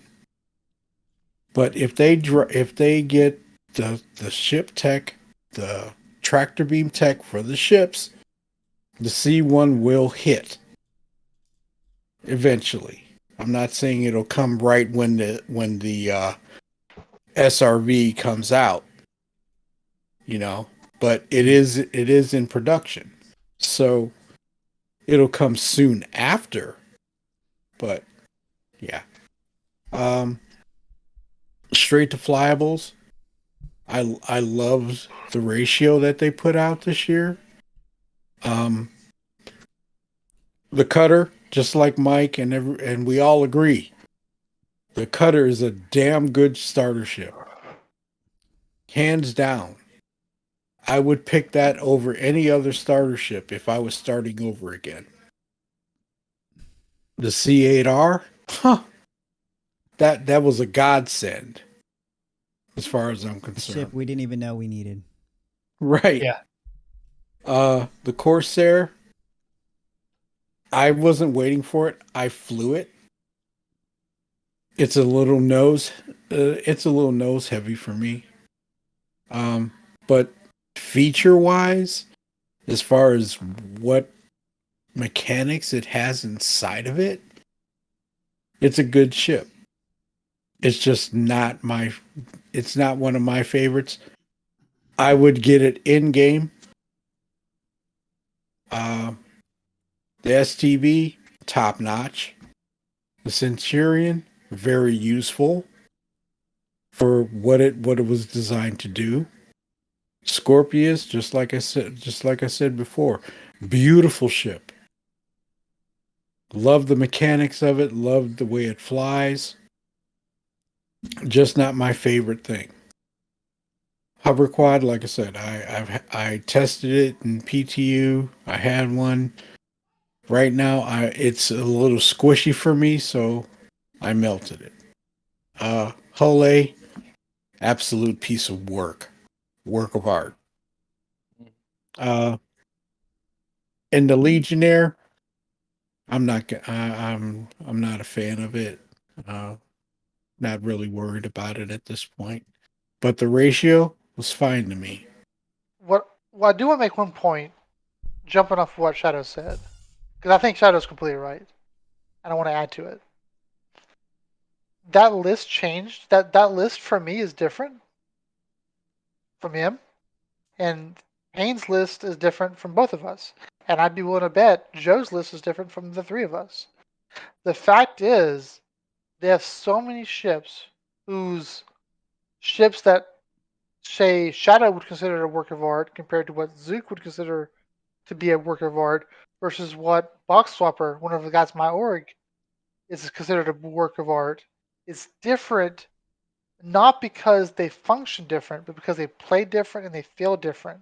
Like Mhm. the Colors Black plays a very similar role to the Freelancer, which will play a very similar role to the Spirit.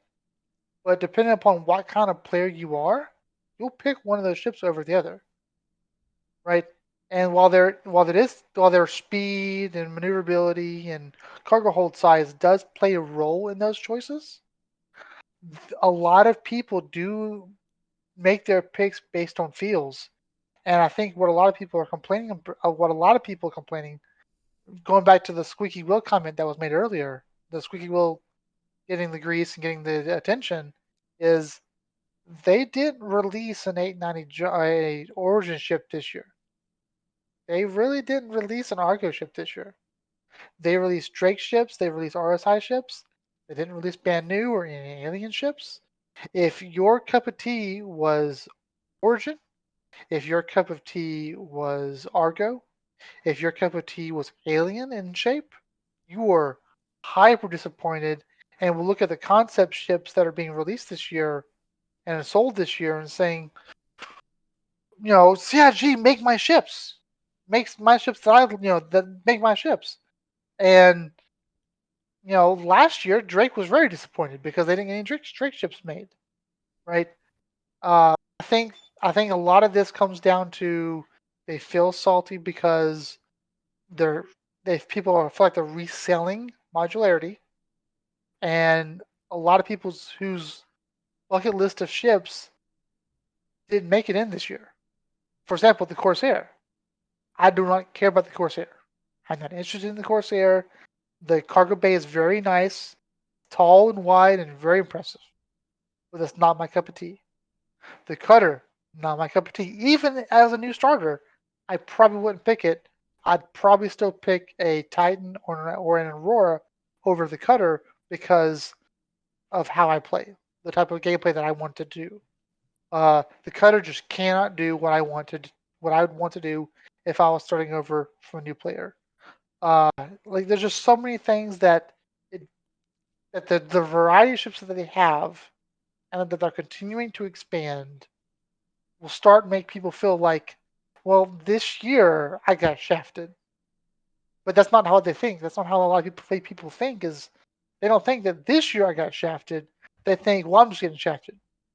Forget this. They're not making my ship. They're not making my Sandtalk.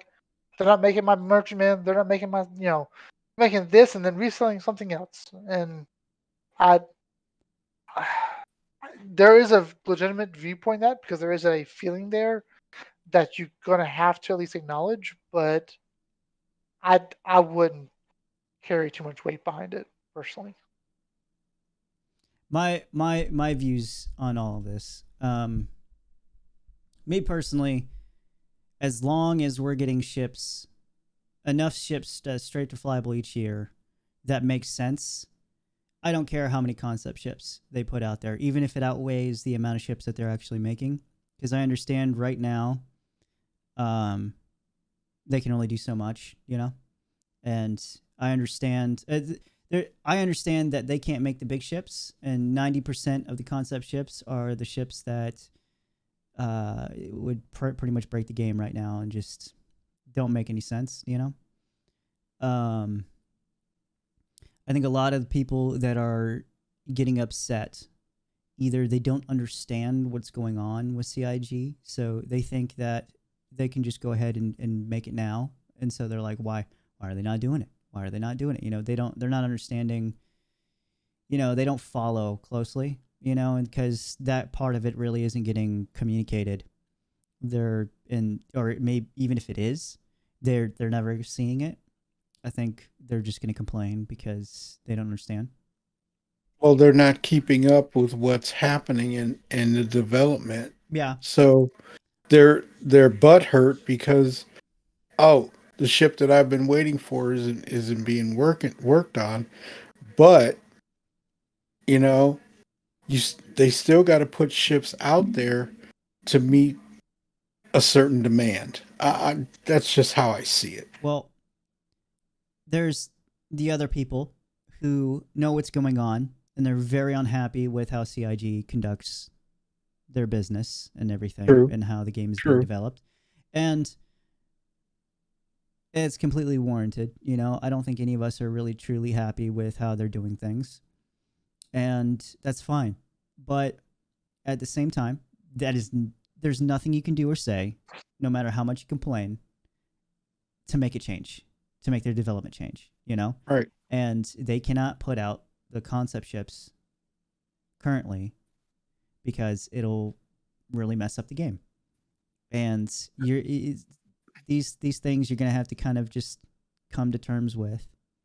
And there is going to be a day where, you know, when Squadron 42 is out and those people get freed, or either that or they hire enough people to work on ships for the PU.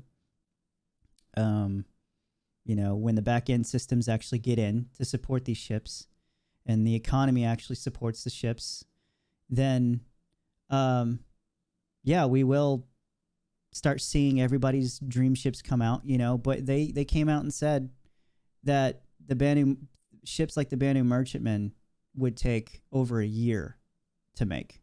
And that's multiple people. That makes multiple people busy and unavailable on anything else. Multiple Mhm. teams busy. There you go. Yeah, because you For a have year. the EU team and you have a US team. And I don't know if there's any more, but I know at least 2 vehicle teams, the EU and US. I think there's like 4 or 5 for each, maybe. I don't know. I have to look at it again, but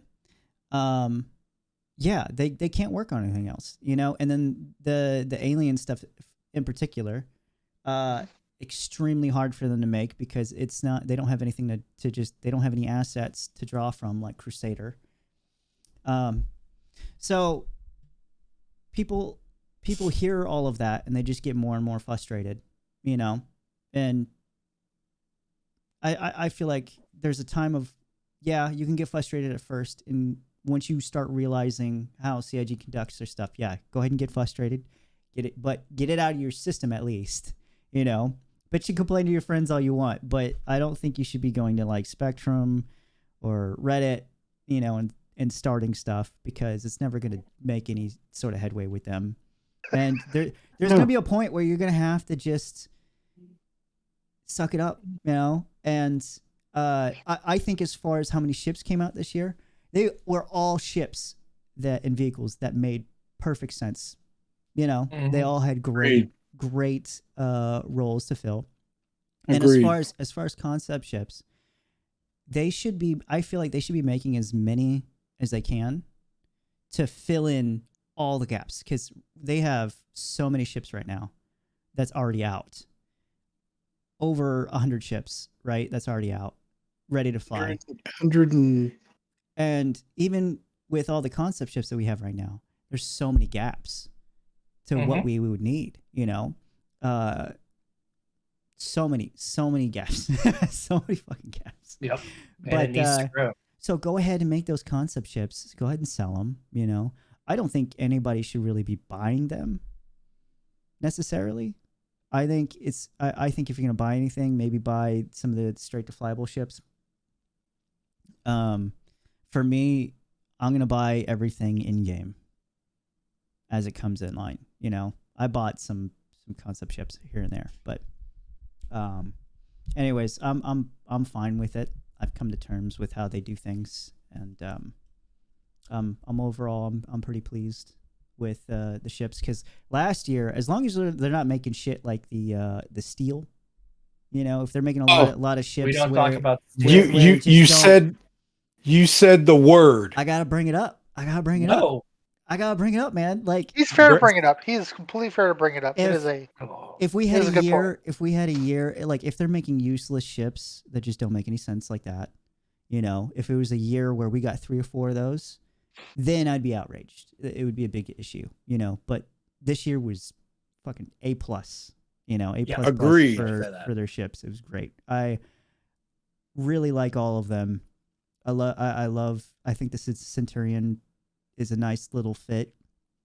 STV is great. Cutter, I love absolutely this team. amazing. All of them are great. But yeah, that's my thought on that. I think we should move on from this topic. We were definitely on that for quite a long time. Can I add one more thing, Joe? Yeah, go ahead. I like to like bottom line it for a moment and say, right now, CIG is not in content creation mode. Yeah, They're yeah. not. Yeah, Just not. Right? At the bottom line, they're not there yet. They're not to the point where they're content creation mode. So the reality of the fact is, tech comes first, other content comes second. And if a tech's coming online and it makes sense to have a ship, they'll probably devote some resources into that ship. Mhm. But for now, they're not. I don't want them to. I don't think it would be healthy for the game to do so. I think you would have to sacrifice other parts of the game that needs working on more fundamentally before they even get there. And going back to the backend tech from earlier, is I think they're developing the backend tech to make those ships buildable quicker, faster. Oh, of So course. I I don't have any issue with my merchantman being delayed. I don't think Joe has any issue with his ships being delayed.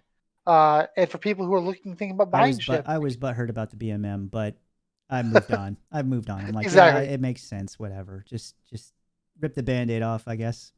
exactly, and that's the bottom line. It's like if you can't handle not having what you bought for a couple years, don't buy concept ship. Just don't. Like, please don't give the people who are making my favorite game right now money. That's Please the don't. issue, though. That Right? Exactly. all the new people, Exactly. even people that have been around for a little bit, that just really don't pay attention, Mhm. or they just play a little casually here and there. No, there's so many people where they don't understand the whole concept thing. They don't understand how long they're gonna have to wait. That some people have been waiting 7-8 years in some Mhm. cases, and CIG. That's where CIG's communication about that is bad, and it needs to change. But that's going down to, I think the way they think. They're thinking like they they're not going to put anything negative out there because they want business. They want sales. If you tell them it's not coming out for years, they're not going to buy it. They want you to buy it. So Yeah, but I'm just interjecting for a second. The spirit is going to come pretty quick. I think that ship is going to hit. the smaller ships, like the whatever concepts that they're coming out with, that are ships that can actually be in the game now and support it, those will come relatively quick, I think. Yeah, I suspect. I mean, I'm speculating, but I think the spirit is going to come before IAE. Okay, I can see that. Yeah. You I know, feel like it's doable. along with the SRV. The SRV is very, very close to I think being we're all complete. excited for the SRV, to be honest. Well, yeah, yeah, you know I am, but Mhm. that one is so close to being completed. And once that tech, the tractor beam tech, is done, that ship's going to drop.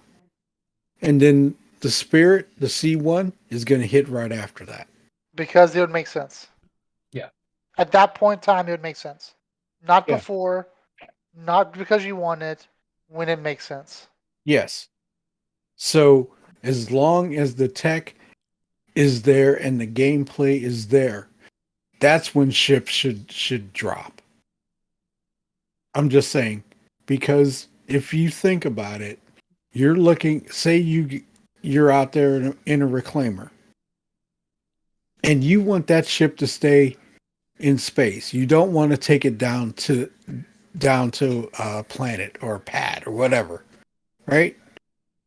You're going to take your C1 and tractor all of as much cargo as you can onto that ship, right?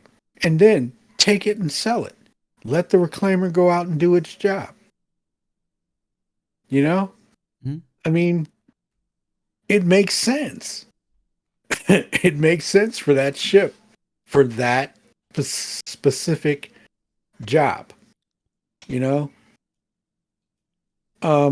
You've got your Taurus. The Taurus has a tractor beam on it, right?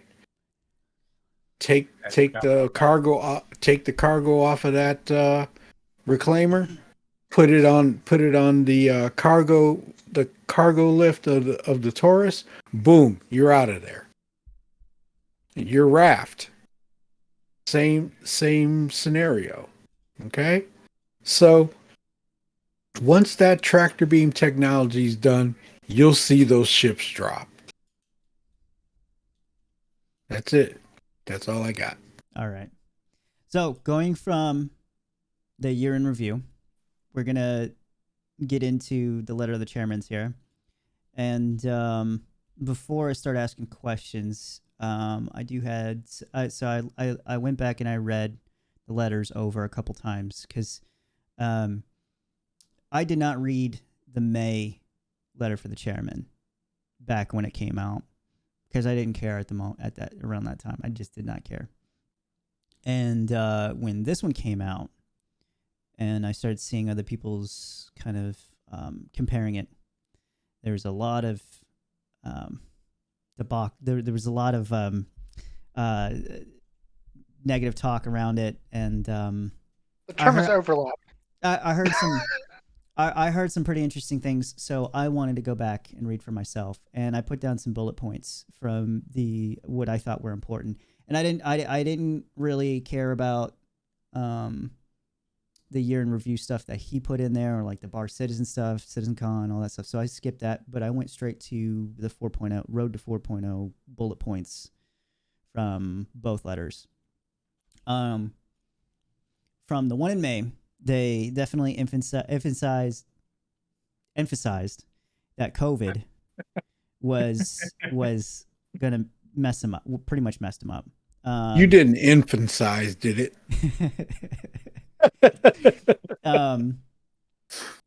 So Chris Roberts said that his prediction was that 318 would take a lot longer to get out than their goal, what his goal is for it. So he acknowledged that, which I think is great. Then he went on to say that 318 was going to be in like about a 3-month PTU phase. So cool. All right. We pretty much in that phase right now.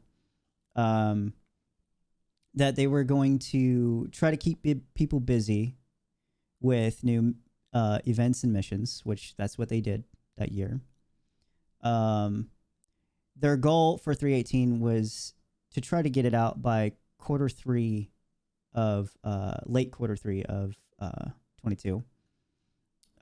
Didn't happen. Got pushed. Keep in mind, the May letter to the chairman was after, right? They basically acknowledged the fact that the original date for 318 was second quarter. Oh, was it? So it was already when that letter came out, it was already late. It's already delayed. Oh, okay. I gotcha. Also, they predicted Vulcan maybe by the end of the year, but he did emphasize. God, there we go again. I can't say it. Emphasize that Vulcan would maybe be in, but he did go on a good sentence there about how that was a big maybe. Didn't happen. Maybe see server meshing. He saw server meshing as the same way that it would be rolled out the same way PES would be rolled out, which I think that's a fair assessment there. 4.0 being for 4.0 to begin. Okay, I see what I wrote here. I worded it a little weird. he's looking at 4.0 as being the start of, I guess that's when they would start polishing for beta, which I thought that was kind of interesting that he would say that in there, and that's kind of where I'm getting the thought that he's putting out the word beta after 4.0, and that kind of gets me thinking, like, are we going to see any other patches outside of the 4 point whatever before beta, and if as far as polish, like that, maybe that means all the quality of life fixes that we've been wanting within that time. I'm not sure. And then server meshing at the end of quarter 4 22 with high chance of slipping to first quarter of 23, but he wasn't entirely sure. So those are the bullet points that I have on that on the May letter for the chairman. When I read this, right, to be clear, going through these letters the first time with the wording that Chris uses, it was easy to gloss over his meaning for a lot of things. I feel like a lot of people don't really care really about anything that he says other than dates. Whenever he throws out a projected goal that for the year, you're looking at that and you're clinging to it, kind of, because we're all very hungry for whatever we can get, whatever news we can get. And I think people are taking the maybes that he's putting out there, and they're kind of taking it more as an actual date, and when you go back and read it a second time, you start to realize that a lot of what he's saying and how he's wording it is he's never promising anything. He's acknowledging that it's probably not going to happen. He's got his own way of saying that, and it kind of isn't that clear. He doesn't come out and say it's not going to happen, but he's like, well, we want it to happen, but there's a good chance that it's not going to happen, I don't think his wording was great, but that's where it comes down to. He's got the brain of a CEO. He's not going to say things like it's not going to happen. He's going to have, but I think he's getting over ambitious with his goals. But also, with me saying that, there was somebody from CIG that went on Spectrum, and because someone asked about that, Chris, and whether his goal is an achievable goal, server meshing by the end of 23. And the guy from, I forgot his name, I don't think I've seen him before, he said it is an achievable goal. He says it's reasonable. And, I think in a perfect world, when you have minimal problems, you could probably do it. But again, that comes down to, like, we don't know CIG for them actually meeting their goals. So we're going in there with automatically putting delays on everything with anything he says. So, so my question, we'll go ahead and get into the questions now that I got that out of the way. Zook, how do you feel about the letter for the chairmans, how Chris's wording is? Do you feel like they need to change in any way? What would you like to see him communicate in them? I would say, for context, the May of this year's literature chairman, I was very encouraged by. Oh, okay. It seemed very relaxed, very honest, very upfront, very like this may occur, this may occur, this may occur. But the way they word it, and I'm not I'm not exactly sure why I feel this way because this is. I'm not sure exactly, but he's not promising, but Mhm. he is selling. He is selling it, and when you sell it and you don't deliver, and especially if you don't explain why you failed to deliver after the fact, when you sell it again 6 months later, 7 months later, it feels slimy. He does say in the letter why it Feels wouldn't happen, though. He does go through the reasons why it wouldn't happen. And he does go back and say, he did go back to his benefit. He did go back and say, last year, as you know, we didn't meet our goals. yes And we have a track record of doing of that. not meeting their goal. Yeah, exactly. He did say that after Yeah, saying his goal. And which again, a lot of people who are senior, who's very senior in the company or not the company in the community, saw that letter, read the letter, and said, "So, 2024, right?" Because we all know it. We all add that extra 6 months to whatever they're doing, or a year to whatever they're doing, because there's a delay, right? And their process and their ability to deliver is basically not there, and not to deliver product, but to deliver on the timetable they originally set, which Mhm. isn't unreasonable.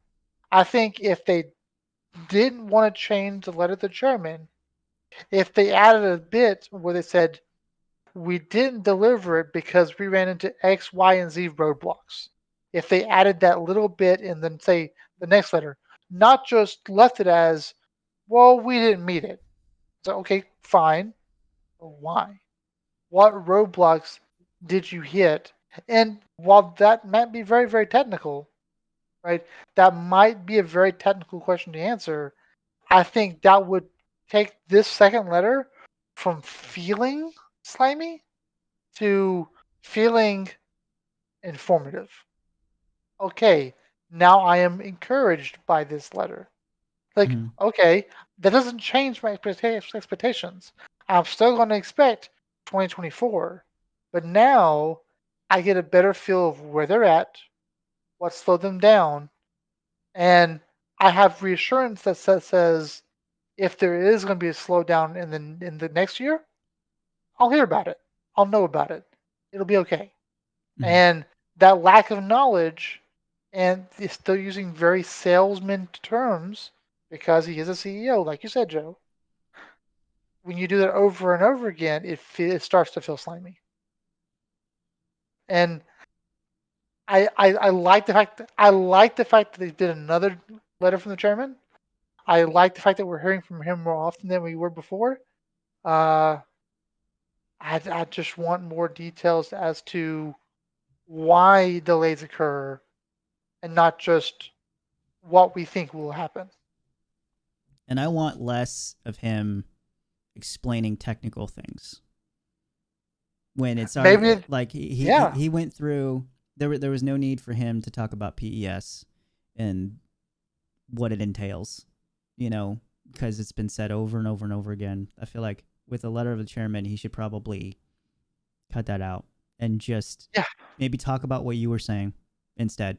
You know, And here's the thing: it may not be the best person to do that. May not be Chris Roberts. yeah, The It's best not. person yeah, to do that might be like they had that yeah. roundtable for the ship design, as an ISC, Mm-hmm. right?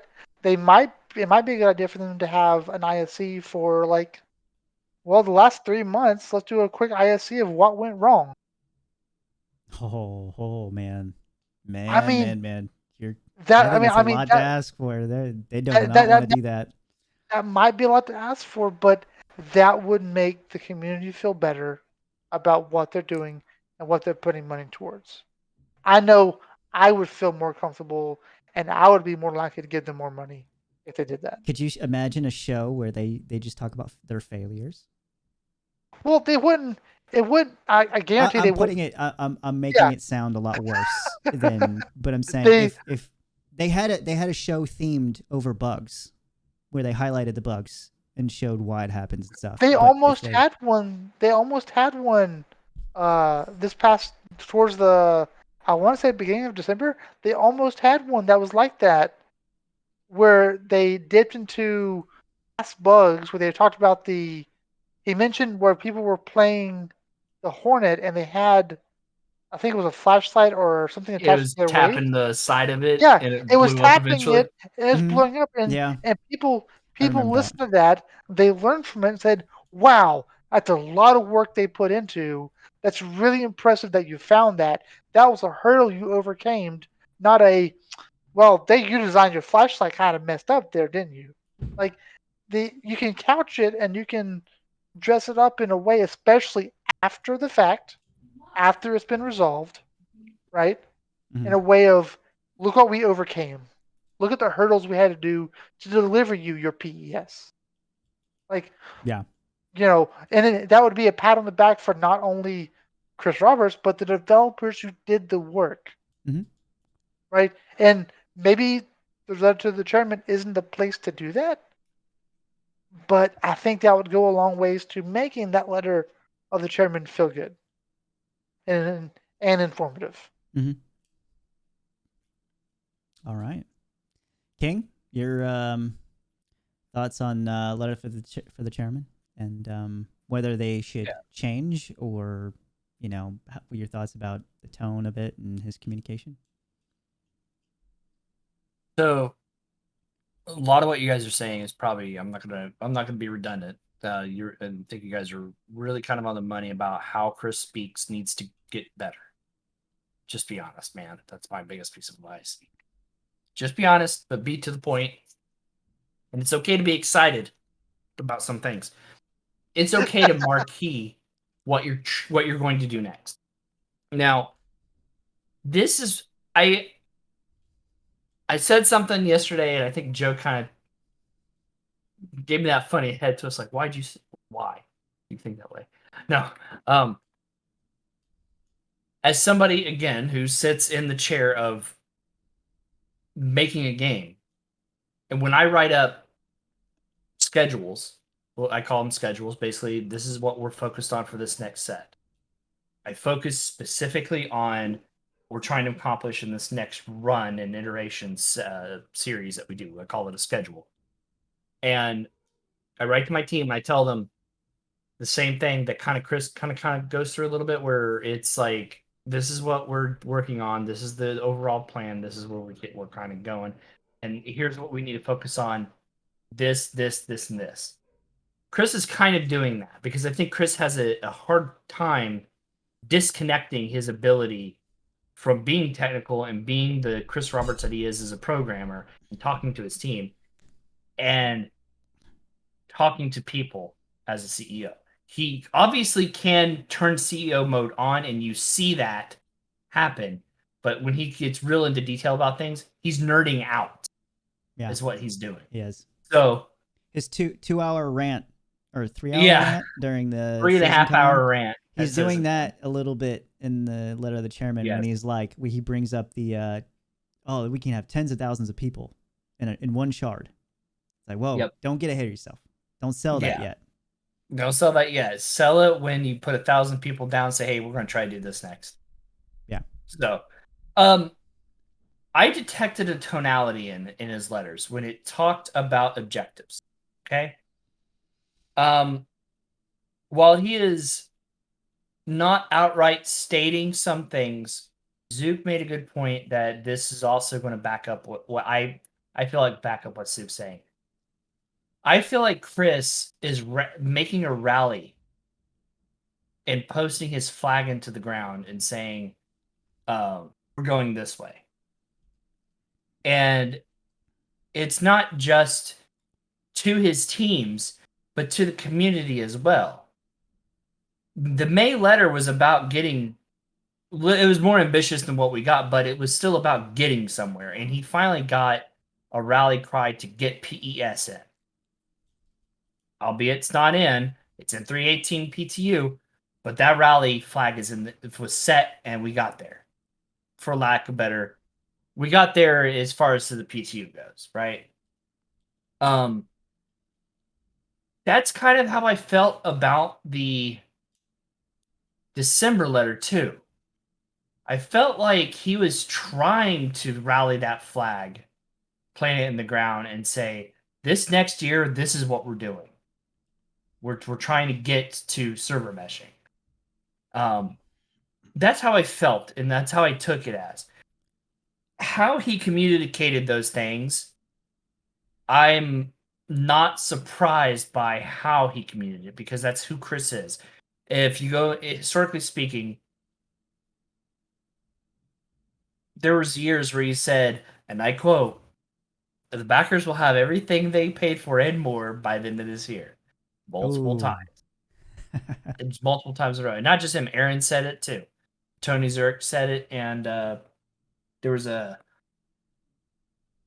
somebody else that said something. I can't remember who it was. No, Sandy said it too. But there was just something different about those two letters this last year. And I'm trying not to read improperly to it, but that's just something of the tonality that I picked up on after doing the same stuff I do. I want to add My something. devting. Yeah. Just real quick. It goes perfectly with what you're saying. So there was something that I saw we were talking about tonality and how he's kind of like rallying the troops and everything. He said something, I believe it was in the May letter, that kind of been like, come on, Chris. He's like, I'm going to botch exactly what he said, but he said something like, it may not seem like it, but what we're doing is akin to the first steps on the moon, you know, like this is the first step for mankind kind of thing. And that's a selling thing. That is him. That is definitely him trying to, plant his stake in and saying, come on, guys, come with us. We're doing this thing, and I'm the only one doing it right now, and yeah. But yeah, I wanted to throw that out there because I thought when he said that, I kind of laughed. Yeah.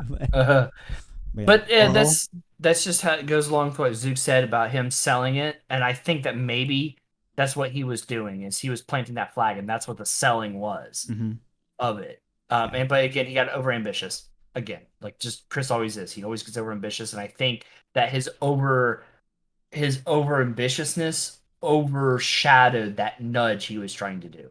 Mm-hmm. So I would like to make a quick comparison to something else. A couple years ago, we had an E3 where Watch Dogs had a gameplay trailer, right? And the gameplay trailer looked good. It was for the new consoles. It was all this. I'm sure y'all have heard about it, where it was just nice, pretty gameplay. It was the dynamic lighting, great wind effects, a whole bunch of other stuff floating in the wind. And it on that footage, it said, not final gameplay. It's early render alpha. Something towards that effect. But when they took pre-orders for that game, that's what people were expecting when they pre-ordered the game. And while technically Watchdog didn't promise that, everyone who pre-ordered it, right, was expecting that. Yeah. It wasn't a promise, but it was a sale. And that's what that there's a difference there. And while that difference is minor, situations like this, that's the difference between feeling burnt and feeling excited the next time you see it. So something too in that letter, when he got too excited and he brought up him being a salesman, brought up, once server meshing is in there, he's like, we should be able to get tens of thousands of people in there. Now, the way he worded it was, he didn't say it was going to happen. It awfully did sound like it, when you read it fast. Sounds like he's saying this is what's going to happen in Star Citizen. But I'm starting to see videos now. Obsidian Ant just put one out. I like him, but he's like, he has an issue. He thinks that is going to happen, right? And he's like, he made a video, can we have 10,000 people in one shard? And Chris says, yeah, with this technology, you should be able to do that. That's what he says. But he's never saying we are going to get it. But people that read that, that's the thing. It's the wording. If you read it carefully a couple times, you get it in your head. You're like, oh, okay, I see what he's saying. We should get it. It's not we are, but everybody that's reading it, they are seeing it as we are getting it. Once server meshing's done, 10,000 people, fucking Stanton and Pyro, and maybe Nyx. 10,000 people in these 3 systems. It's going to be chaos. Nothing is set up for 10,000. And Obsidian Ant does point it out. It's a great point. We would nothing in the game is built for that many people, and the game would be trash. But anyways, I thought I'd point that out. Yeah. Moving on to Shadow now. About the letter of the chairmans and what you think about the letters and how Chris is conveying them, and do you think any of the communication should change? Most definitely. But being these are the first 2 letters that I've gotten from the man, because hey, like I say, first year just over for my first year. The first letter gave me a sense of hope and a sense of enthusiasm. It did. I mean, hey, I'm hyped. I was like, yeah, let's do it. The second letter, when he explained things of what happened, we didn't reach it. And then he explained the caveats. Okay. It gave me more of a perspective of what it entails to do these things, to get to this point. And I think he was a bit, the way it sounded, I think he was a bit hurt that we didn't get live PTU with 318, but then the emotion of the letter totally changed to where, okay, here we go. Just like Mike says, I'm planting the flag. This is what we're going to do. I'm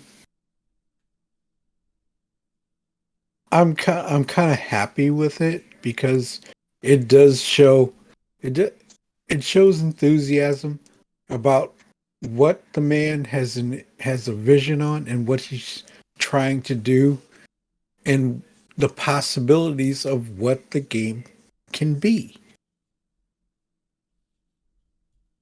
And I'm for it, but like I say, I'm going to have my reservations until I see it come to fruition. Mm-hmm. So having expectations, but you got to have expectations with a level head, a level amount of expectations, and with a grain of salt. We're seeing what's happening with 318. I don't see server meshing hitting the mark like they want. He said they're aiming, and aiming means they're gonna try, but they may not hit it. And that is the key word, aiming. So I'm happy with what he said, and I'm just going to go with it as a flow, taking our time, doing it right, getting the job done. And just like 318, we all expected it to come sooner, but it got delayed. but don't get quiet on us when you're having an issue. That's what gives me my pet peeve. Let us know what's happening. Then we can be prepared to say, okay, there's delays for this issue, and we're working on this issue. That's all. That's something that they really need to convey to us when they're having problems. I'd rather hear about their problems than hear nothing. Communicate. That's all I ask. And a lot of people are asking that. Just communicate with us. Let us know what's going on so we don't get our hopes dashed against the rocks. Plain simple as that. I'm good. Okay. All right. Well, on to the next question. So for the December letter to the chairman, as far as their goals are concerned, from what I gathered, what they talked about was, of course, server meshing, right? End of the year. Pyro after server meshing. The item resource system, which they stated in there that it's already in a little bit in 3.18. But I guess more of it's going to come out throughout the year, hopefully. Bounty hunting tracking system. Restraining the ability to restrain players and AI. Persistent hangars with freight elevators. And then at the end of the year, the Squadron 42 related items they want ported over, like scanning, star map, the building blocks UI for MFDs, and AI combat. So with all of those goals that's listed out for the year, I want to know if you guys think those are achievable within the year. I want to know also if we do get any delays. I mean, we've already talked about server meshing probably. But with that, do you think there's going to be any other delays? And also, do you think anything else is going to pop up that maybe isn't on that list? Go ahead, Zook. Will there be a delay? I think that's probably going to be a unanimous yes. Emphatic unanimous yes, actually. There's going to be delays. He's listing out things that they want to accomplish this year, and I think the list is very, very impressive. I think, like always, Chris is probably going to be overly optimistic. And if the last 2 years is anything to use as evidence by going forward, we probably won't get half of this stuff this year. But we'll probably get a bunch of other stuff that's not even on this list that we're probably not even aware of. I am super excited about this year. What I'm expecting from 2023 based on this is a lot of Squadron 42 work is clearly wrapping up. Like, for example, the new UI for bounty hunting, the new UI for the map for the navigation piece. That tells me the navigation work that they've been doing in Squadron 42 branch that they've been doing for the last year and a half is completing. They're ready to bring it. So he's claiming that they're ready to start bringing it to the PU. That tells me that a lot of the work for Squadron 42 is probably wrapping up. That tells me a lot of the stuff that they have going on, the backend stuff, is wrapping up.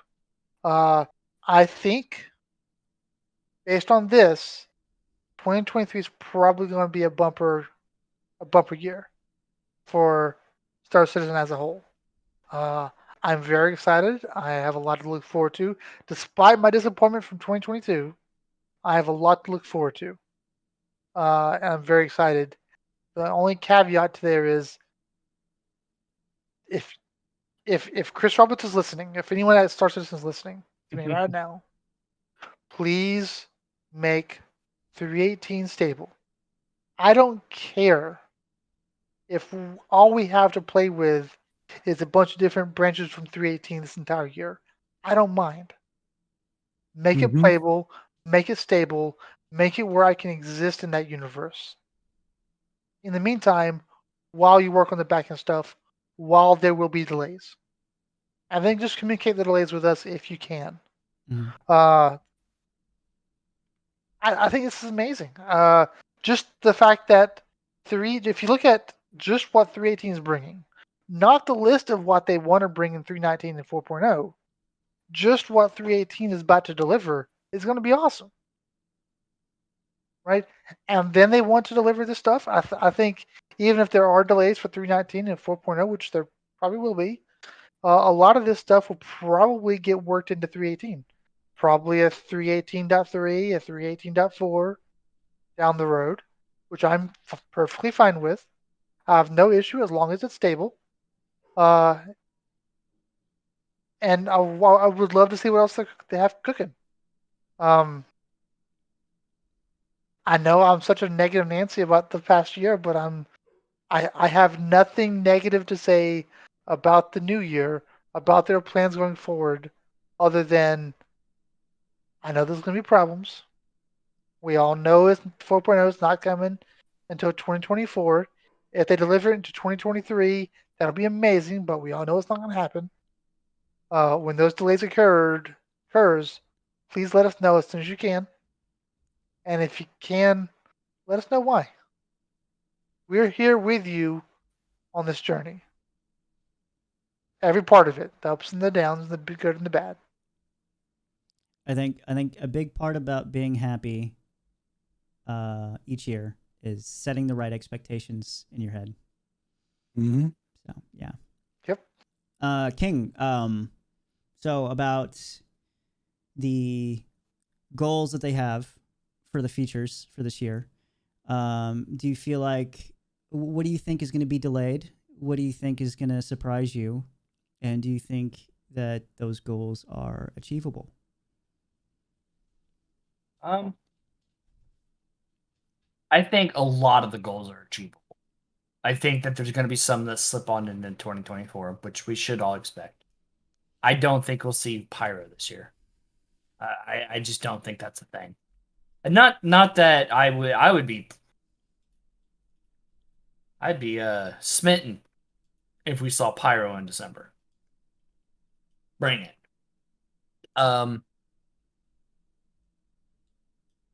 I think obviously we will get more ships this year. I think with every patch we'll get a new ship. I think SRB is probably one of the few that's I expect to come out. I would be surprised if they dropped the Apollo, or at least one of them. I think they should. I'm never going to give up that fight. I mean, we got medical gameplay. We should have it. That's all I'm saying. I think that they're going to drop features and things that we are not expecting. Like for example, the whole racetrack thing, right? Mhm. I was shocked. Like, let's be real, that's a pleasant surprise that they're involving the community into this. Now they're gonna put I think they should do a whole thing for the Daymar rally, which I think is already planned. I think bring it. Like seriously, like let's go. So we may see server meshing at the latter half of the year. Real quick, what What? other community? I want to ask you a quick question on that Mhm. topic. So racing is being pretty heavily served right now. What other niche communities could they reach out to, and like create content for? I know that there's like people who love doing tank wars, for example. Everybody grabs a tank, and they could build an arena, say on like Daymar or something for that. I think that would be really cool. I think ground combat is a thing that we don't see a lot of, to be honest with you. We only see like parts of it when we do bunkers, when they work. But we don't have any surface level combat until you saw Whistler's Crypt. But I would like to see PvP zones, dedicated PvP zones, because we really don't have dedicated PvP zones except SPK and Jumptown when it happens. Well, except the entire system. Well, I mean, but not. He But mean- that's he just means like more curated, I guess. yeah, very much curated stuff. I would like to see non-combat points of interest. Like I love spelunking in the game. It sounds silly as heck, but I love the whole new stuff. Like they should do. I would be really really cool if they did like a spelunking cave that had like, or maybe even cave diving or walking through, kind of like they have in like Mammoth Cave, Kentucky, where you can kind of go through and it's like a guided tour almost. So Mhm.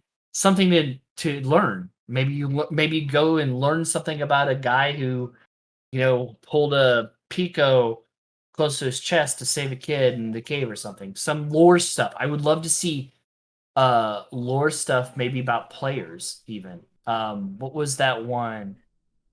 So maybe there's a tale of a lore pieces from Spectrum that people write up and then they can put into the game. So like Ooh. stuff like that. They would have to be heavily reviewed by CIG Sure. if they do that. Then. Yeah. That would, Absolutely. I Yeah, have absolutely. an idea. I want to have an idea. If I was Chris Roberts and I was the developers, I feel like we're to a place where they could probably deliver this without much work. Have a new guy do this Mhm. while backend stuff is being worked on.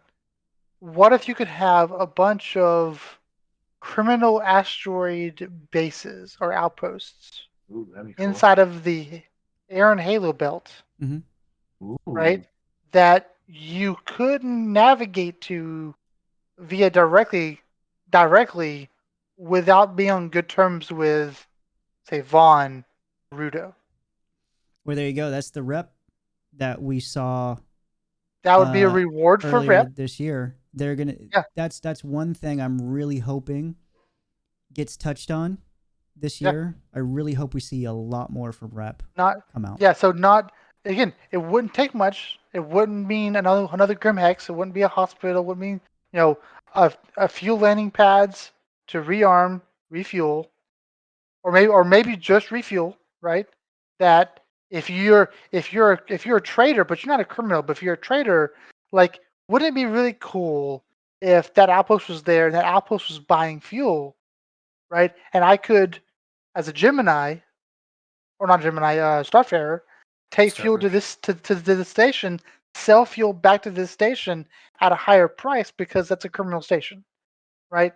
And now, if you're a lawful person, you'll need to hunt down the bounty. You have to actually have someone out there to scout it.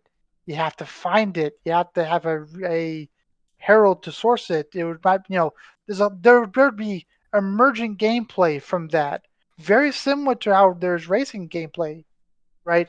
And all it would take would basically be a few newer developers making partial asteroid bases that maybe don't even require atmosphere, right?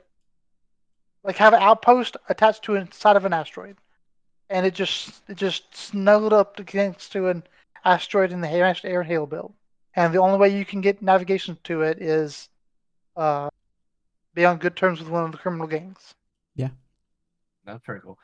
To add to another part of that, so like player events that are truly recognized by CIG. So, for example, the 100-player Starfleet, the ship fleet that was breaking Atmo. I would love to see on one of the planets a memoriam to that. So that would be really really cool. Recognizing player events like that, I think that would be very important. Or like a massive ship graveyard where they all crashed. Sure, we could do that. But I was thinking, Jumptown is, I think, one instance where they took something that happened that was player created, and they made it into lore, And then the second thing was racing, but yeah. For the PvP thing, yeah. You about not got that one right. PP thing. Yeah. I would be persistent hangers and freight elevators. I don't know if we'll see that this year. I mean, they We can't get have regular to. elevators. We have I'm to. sorry. We We have have to see to. it. I understand that, but again, we're talking about Chris Roberts and CIG here.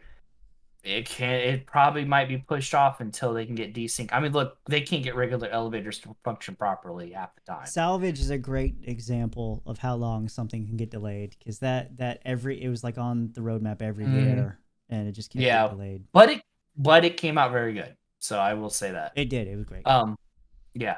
I would just if I don't get anything else, if I get a damn good star map this year, I'll be happy. Oof.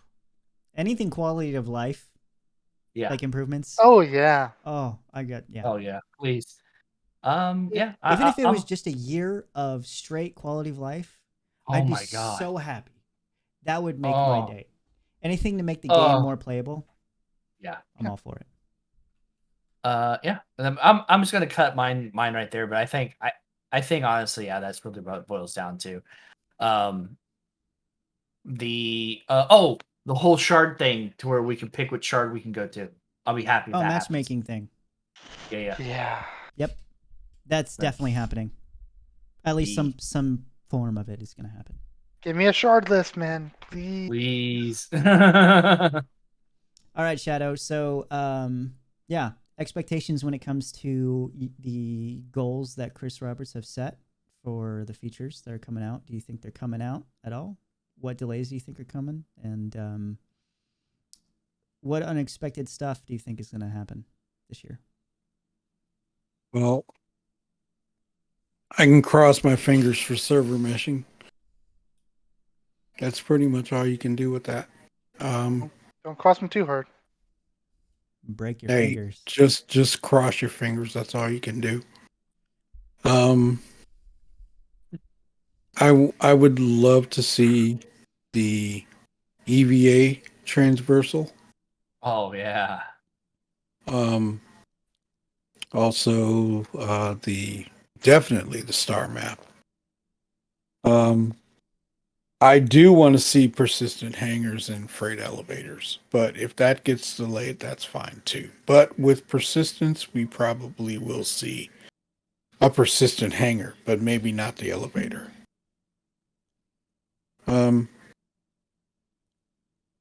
Building blocks UI for the MFDs, I'm not really too concerned about that, but if it does happen, that comes.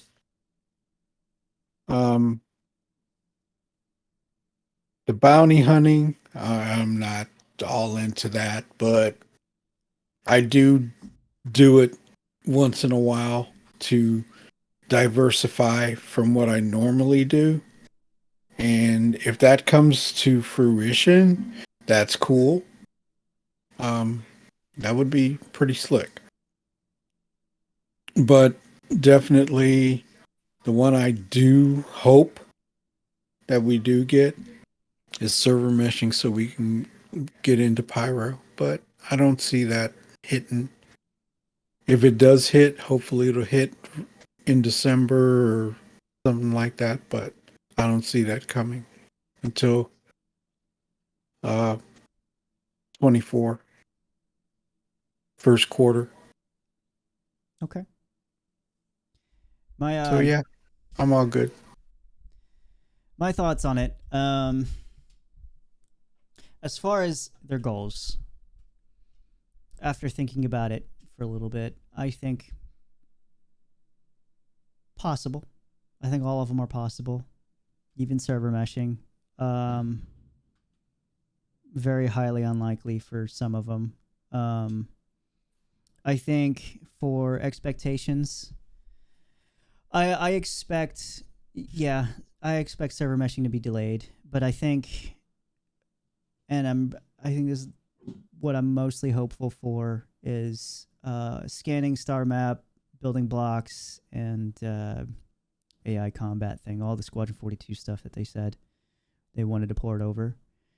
When we saw it, it already looked pretty crisp, very well put together, right? It looked like it was actually working. Not really too much. I mean, there was some weird stuff going on with like the inner thought thing, you know, and scanning. It looked like there was some bugs they had to, but overall, everything looked pretty smooth.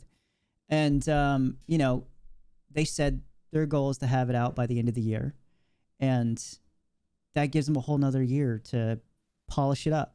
So I really think that's really going to be ready to go. I think there really shouldn't be any reason why we don't get that. If there is any reasons, I don't know what they are, you know, but I think it's a good chance we'll see those.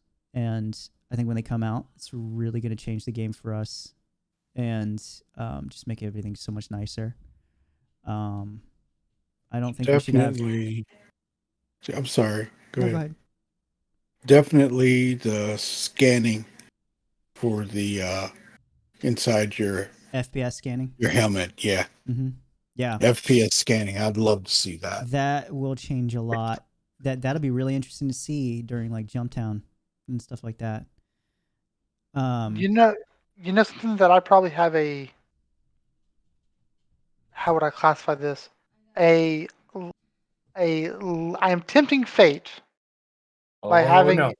I'm tempting fate by having a likely unreasonable expectation here. I am expecting, and again, I know I'm tempting fate here. I'm expecting gameplay from Squadron 42 at CitizenCon. You know what? I could see that. I With can the see amount, that. with the list of stuff that they say we want to be in the PU this year, that is specifically coming over from Squadron 42, that tells me they feel like they have finalized this content, if not bug fixed it, finalized it, and at least in design, the way they want to have it for Squadron 42, which means they're feeling a lot more confident and comfortable with Squadron 42, and I think they're going to feel more confident enough to I share it with us. I think that's more of Squadron 42. I think it's going to be more of a 2024 thing because I think if somehow Release date, I agree, but gameplay at CitizenCon. I think it's a possibility, but I think the big showstopper is going to be Pyro. I think that is going to be pretty much There's no ready. way. It's going to be as far as what they build Pyro for. Like it's not going to be ready because server meshing, right, isn't going to be out yet. But in the terms of them building it out, I think it'll be pretty much ready to be shown off and be like, hey, this is what you're There's going no to way. experience. You don't think so? No, wait. I think they could do that, but I do want to point out that if they do that, this will be the 4th year in a row that Pyro was the headline feature. That's CitizenCon. But And Look at it I'm like sorry, they got a lot of pushback last year for having Pyro as the headline feature. I don't think they would do that again. I look at it like it's this. 4.0 though. It is Yeah. 4.0. It's Everything 4.0 last time. I know, Citizen- And it's like before that. but that's CitizenCon is going to be live this year. Mhm. They've already set CitizenCon for Los Angeles. They wouldn't do that unless they got something. And it wouldn't be the same thing they showed the last 3 years. It wouldn't be the same I thing. feel like they would. I feel like if it's Oh my god, if they did that. well, here's the thing. No. Yeah, listen, I get that Pyro so many years in a row is kind of sucks. But the fact that if they say, "Hey, like this is Pyro, this is what you're going to get," and they actually show us more of what we want to see. Like they show us what we are getting in 4.0. Like legitimately just put it out on the table. Be like, plop, you know, this is everything we've been hinting at but haven't really shown you, you know. If we get the answers that we want and we get the pretty footage, you know, they show us, you know, Like a lot of what locations that answers- we haven't seen. What answers would you be looking for if they did Pyro again? What answers? Yeah, like you're in the hypothetical awesome in-person CitizenCon whose headline is 4.0 in Pyro. What additional information could they show you to make you feel How it comfortable works, with? because they have all this stuff associated with 4.0, and we don't even know how it works. Like, Like everything. Entry, traversal, things of It's that gonna be nature. like when 4.0 comes out, it's gonna be a whole different game. You know, we still don't even know everything about PES and what that's gonna do. Like we know technically what it's gonna do, right? But nothing is shown off how that's gonna affect specifically different areas of the game. You know, uh, the by the time we get to the end of the year, hopefully Vulcan will be in there too. I don't see really an issue with that getting in there. But yeah, like just how they like it's going to be a whole different game when 4.0 comes out. And every single mechanic that we have is going to be performed completely different. And I think at that time, around that time, we're going to have a lot of questions about 4.0 that we want answered, you know? And I think they're going to show that off in Pyro. Well, I do want to see a new mobiGlas interface. mhm. I think we'll see something. I think that's coming. If I can only hope and pray that's coming this year. That's I something hope. I didn't put on the list as far as what they wanted at the end of the year, but yeah. I mean, yeah, I think it's gonna be another year of Pyro. Whether people like it or not, I don't know. I think as long as if we get good information, I don't care. As far as like showing us Squadron 42, I think that's a possibility too, because you know they come out and they say, oh, we don't want to spoil anything, you know, but if you go back, like I actually got really curious and I wanted to go back and look at every single piece of footage that they put out for Squadron 42, like all the teasers, right? And God, they showed so much. There's so much we know about Squadron 42 and the plot and what's going to happen already, combined with what they showed this and what was leaked and stuff like that. And like we are like with the information that we do have, we could actually go up. We know at least half the missions and what they entail, where it's probably going to be at. You know, it's only going to involve like 3 or 4 systems in there. We know the systems. They showed off Osiedo station, which we already know that's going to be a big part of kind of, it's going to be the first steps of when you get out of the tutorial and you're going to actually be able to like roam around and do what you want, you know? So yeah, I think it's a possibility that as well, but I guess we'll have to see how the year turns out and kind of what their we're gonna have to see how their tone is going forward, you know. Mm-hmm. And I'm sure we'll have another podcast about this, you know, our predictions for CitizenCon at some point, and so that'll be fun. Like I said, I'm tempting fate.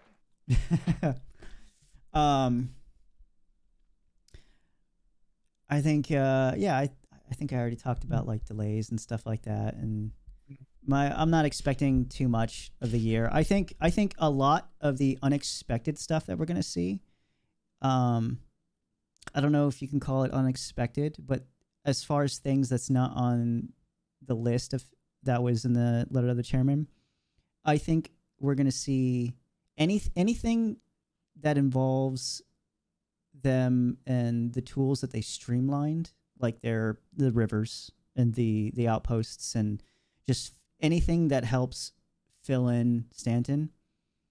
We're definitely getting those. Like I think we're getting more racetracks. I think we're getting a shit ton more outposts, and different variations of buildings and stuff like that.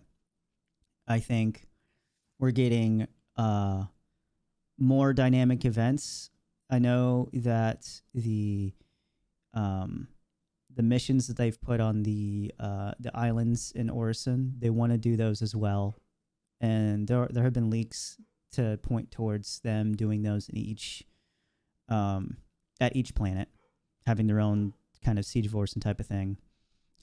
So I think we'll see some of those, and then yeah, a lot more rivers, and then we'll see if that gets turned into anything else other than rivers throughout the year. But I think all of those things are definitely welcomed. I think there'll be small quality of life changes, and I think as they harden PES like they said that they want to do, and once Vulcan gets in, I am really hoping we're going to see the game be a lot more playable. I'm really hoping a lot of the crashes that we're experiencing, a lot of the issues that we've been having for so many years, I'm hoping will be severely lessened at least. And I think the one thing I am really hopeful for is that considering all the talk that they talk about the back end stuff that they're doing, I'm just really hoping that things will finally be stable to a point where we can actually play for hours on end and never have to think about a 30K again. That might be hopeful wishing. Too much to ask for maybe, but that's about it for, I guess, my thoughts on all that. So I guess before we go here, I'll go back to each one of you again and for final thoughts. So Zook, any final thoughts on anything? I'll sum it up quickly and simply. Oh, hang on. Yeah, I'll sum it up very quickly and simply. 2022 was a painful, disappointing year, but had content coming out. 2023 is shaping up to be a really, really promising year, even if half the stuff gets delayed. And right now, 318 looks and feels really, really, really good. If they can get the server in stable, I think we're in for a very, very good year. All right. What about you, King? Any final thoughts?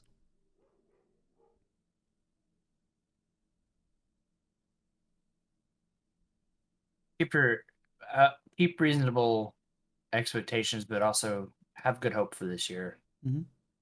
I think that when 318 hits, a lot of people are going to really see how the landscape, for the lack of better terms, changing for Star Citizen, honestly. And if that's any indication on the rally or the what we're going to get in the next couple of patches, hopefully we get a couple, more than a handful of patches. I hope we get our full amount of patches this year that will only expand upon what we already have. So just yeah, keep optimistic and keep moving forward. Can I add one more thing real quick? Yeah. That I just thought of. I was having a conversation with Shadow and watching him play the PTU yesterday, and we had a very interesting conversation. And I wanted to point that out as part of the reason why I'm so optimistic for next year. His ship got killed by an NPC that ran into him. Big deal, standard Star Citizen stuff. He was able to reliably go back there, find his wreckage, get his stuff, get his gear back without any problem, any hassle, very easily. I did that myself in the PTU as well when I was playing the PTU. I went back to play the PU this week. That happened. We got killed. I got killed. And I went back to get my stuff, and the X was there, but the stuff was not. I quit playing it. And I'm not the only one I know a lot of people who, after playing the PTU, even as broken as it is a better experience because of that, to the point where they won't even play the PTU anymore. Think about how They're starving waiting. we are, though. Yeah, Think about how that's long we went without any sort of significant changes. exactly. Those changes that we're getting in this next patch, not a year from now, not the end of this year, that we're about to get, is so drastic, so massive, both for quality of life and for gameplay.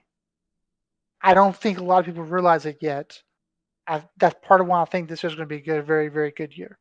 Uh, we've had content, but we haven't had this. This is a different game now, and just to that simple fact, just that simple telltale sign of people who play the broken PTU still won't go back to the PU, and that's gonna be that's a sign of things to come. I'm super pumped. Okay. What about you, Shadow? Any final thoughts? Stability. Stability is key. If we got a stable 318, and from what I've seen so far, the game, the functions of things have changed drastically. Remember, we said before that you won't recognize the game coming from 317 to 318. There's a lot of different things there. But the main thing is it's got to be stable. The more stable it is, the better off we're going to be. And I think we'll see uh, the definite things that they want to give us. The persistence, the hangers, all of the things that Chris said in the letter. If we got something stable, I think this stuff is going to drop.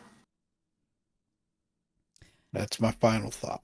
Yeah, I completely agree, and it kind of made me realize this year has to be the year that stability starts to really come into the game, like really truly come. Because oh god, fuck, that sounds so bad. Anyways, um,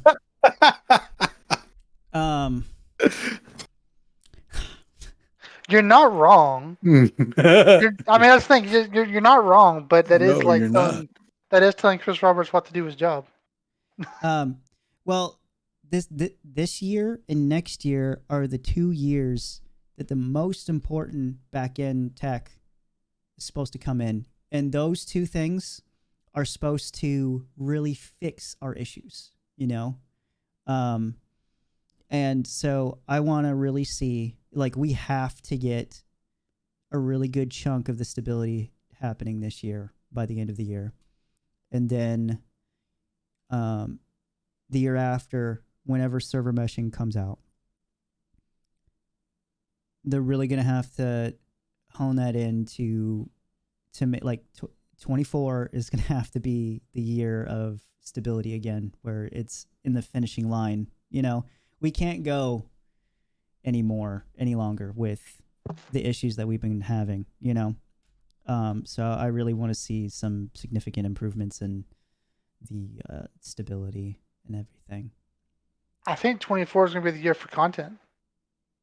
I think the content's gonna. Well, I think it'll coincide with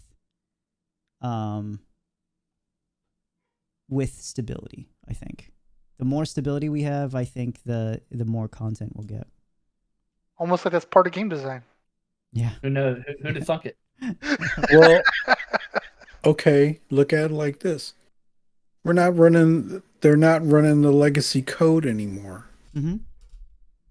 So that's the biggest stepping stone right there. And once everything is stabled out, Optimizing. then we'll see the optimization. Vulkan is going to change everything. And then you'll see more and more of the content. So when Vulkan hits and there's more stability and more optimization, you'll see a hell of a lot more people Mhm. because lower end systems will be able to play the game. And that's going to make a big difference. Hell, for all we know, we could see a server cap raise in 24. Oh yeah, we will. Oh, We yeah. will. Oh, yeah. I think maybe at the end of the year, Probably this year. this year, I think we'll get another server cap. I don't know how much it would be. I think it would depend on how much has gotten done, and how much has been fixed. Yeah. I mean, the moment they introduce the concept of server meshing, even if it's just static, that's instant double shard count, Mhm. right? Not even if you don't do any server increases. I could see him jumping to 150 per server this year. I could too. I could see even maybe 200 by the end of the year. Yeah. We'll see. Who knows? 200 is going to be a lot of people just for stamina. Now we know what you're tempting fate with. I'm not the only one. Yeah. Well, that's just half the fun, is it not? It is. It is absolutely half the fun. You're absolutely right. Yeah.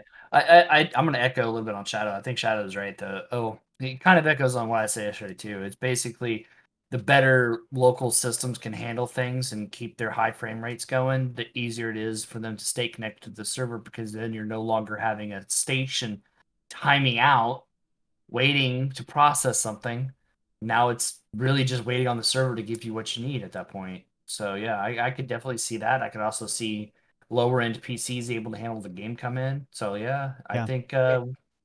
How long definitely will I expect have to that. wait for the drugs in my contraband missions? Look, I was mad about that yesterday, and I'm mad about it today. So Fist Yeah. open. And and hopefully the boarding missions for the 890 jump work too, I've had issues with that lately. Yeah, I haven't Yeah. had issues with that either. Yeah, they've been pretty good. Yeah, no, it's just the underground bunkers that get weird. You know what else? Okay, here's something that works in Star Citizen, but you hate it. It's the cave missions to find a body. I They're heard. so hard. Damn it. Well, okay, hold on. Platforming and clipping. Those two issues make cave missions a nightmare. I don't mind having to go deep, and looking for the body or whatever, or figuring out what's going on, right? But I know they want to introduce the more of the Down, investigation Payne. into it. Down.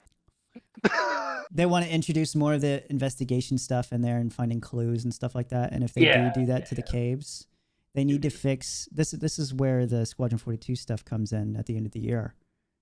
They need Scanning. Perversion. all of that to fix the fucking caves, fix the platforming, fix the basic shit first. Before that stuff can be playable and fun. Yeah, my only point is technically it works the way it was intended on finding those bodies. Yeah. It's just they are in the guess, yeah. stupidest locations. Every one of them in a crack. They all fell in the crack. That's why they died. Yeah. It makes Oh, sense. yeah. Makes perfect sense. Yeah. What I want them is to have find the body. Like if you get there fast enough, and you find them alive. That would be cool. Like they'll have different states. Like they'll be perfectly fine, kind of Stuck. low on health, then unconscious, and then dead.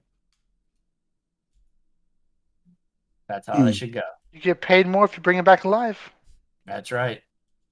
Well, there's your medical gameplay right there. Bingo. Ooh, Definitely something for a Pisces. I think the last thing I want to say is if somehow server meshing doesn't come out in 24 and we're in the tail end of 24 and they're saying it's going to come out in 25, that's, I think, when I will truly lose my my faith in CIG for getting anything done. That's when I'll finally have been completely fed up. So Ben's a bridge. tosses a house. I would say this. I'd be right there with you for the most part. I would add. I want to see a Squadron 42 something by the end of 2024. Yeah. We should see something this year. It's been a long. It's already been a long time since we've seen something there. And if you're bringing Squadron 42 content to the PU on a larger scale, on a fundamental scale, let's see the game. You don't have to show us anything like spoilery. You just Yeah. show us. Keep the story out of it. Show Story out of it. show us what you've already shown us. Just show us the new version of it. Yeah, that would be Yo, just give me a 5-minute demo of the some bitch. I'd be happy. Drop They put- chapter they 1 as a put- demo. They put an hour demo of just walking around a fucking javelin. Yeah. An hour of just walking around. They also did where you met with Idris- some, An Idris On mission where you Idris. launch from Idris. Yeah. yeah, When and you then start they- off by like going to the quartermaster and getting your stuff and getting to the ship, launching the mission, doing the mission. Like they showed a bunch of content. Okay, that same mission, show it again. just Show what us it looks the new like now. user interface. Yeah, show us the new user interface. Oh, I'm Show sure us it's your completely Vulcan, show- overhauled by now. Oh yeah, exactly. Show us Vulcan. Show us the new interior of the Idris. Show us, like and people who are worried about spoilers, like they already showed this entire thing, right? It's not gonna be a spoiler. Let us peek behind the curtain at what we already peeked at before. It's updated. Well, I think with that, we have gone for 3 hours now. I really enjoyed this episode. I think this was a lot better than Yeah. the last one we filmed.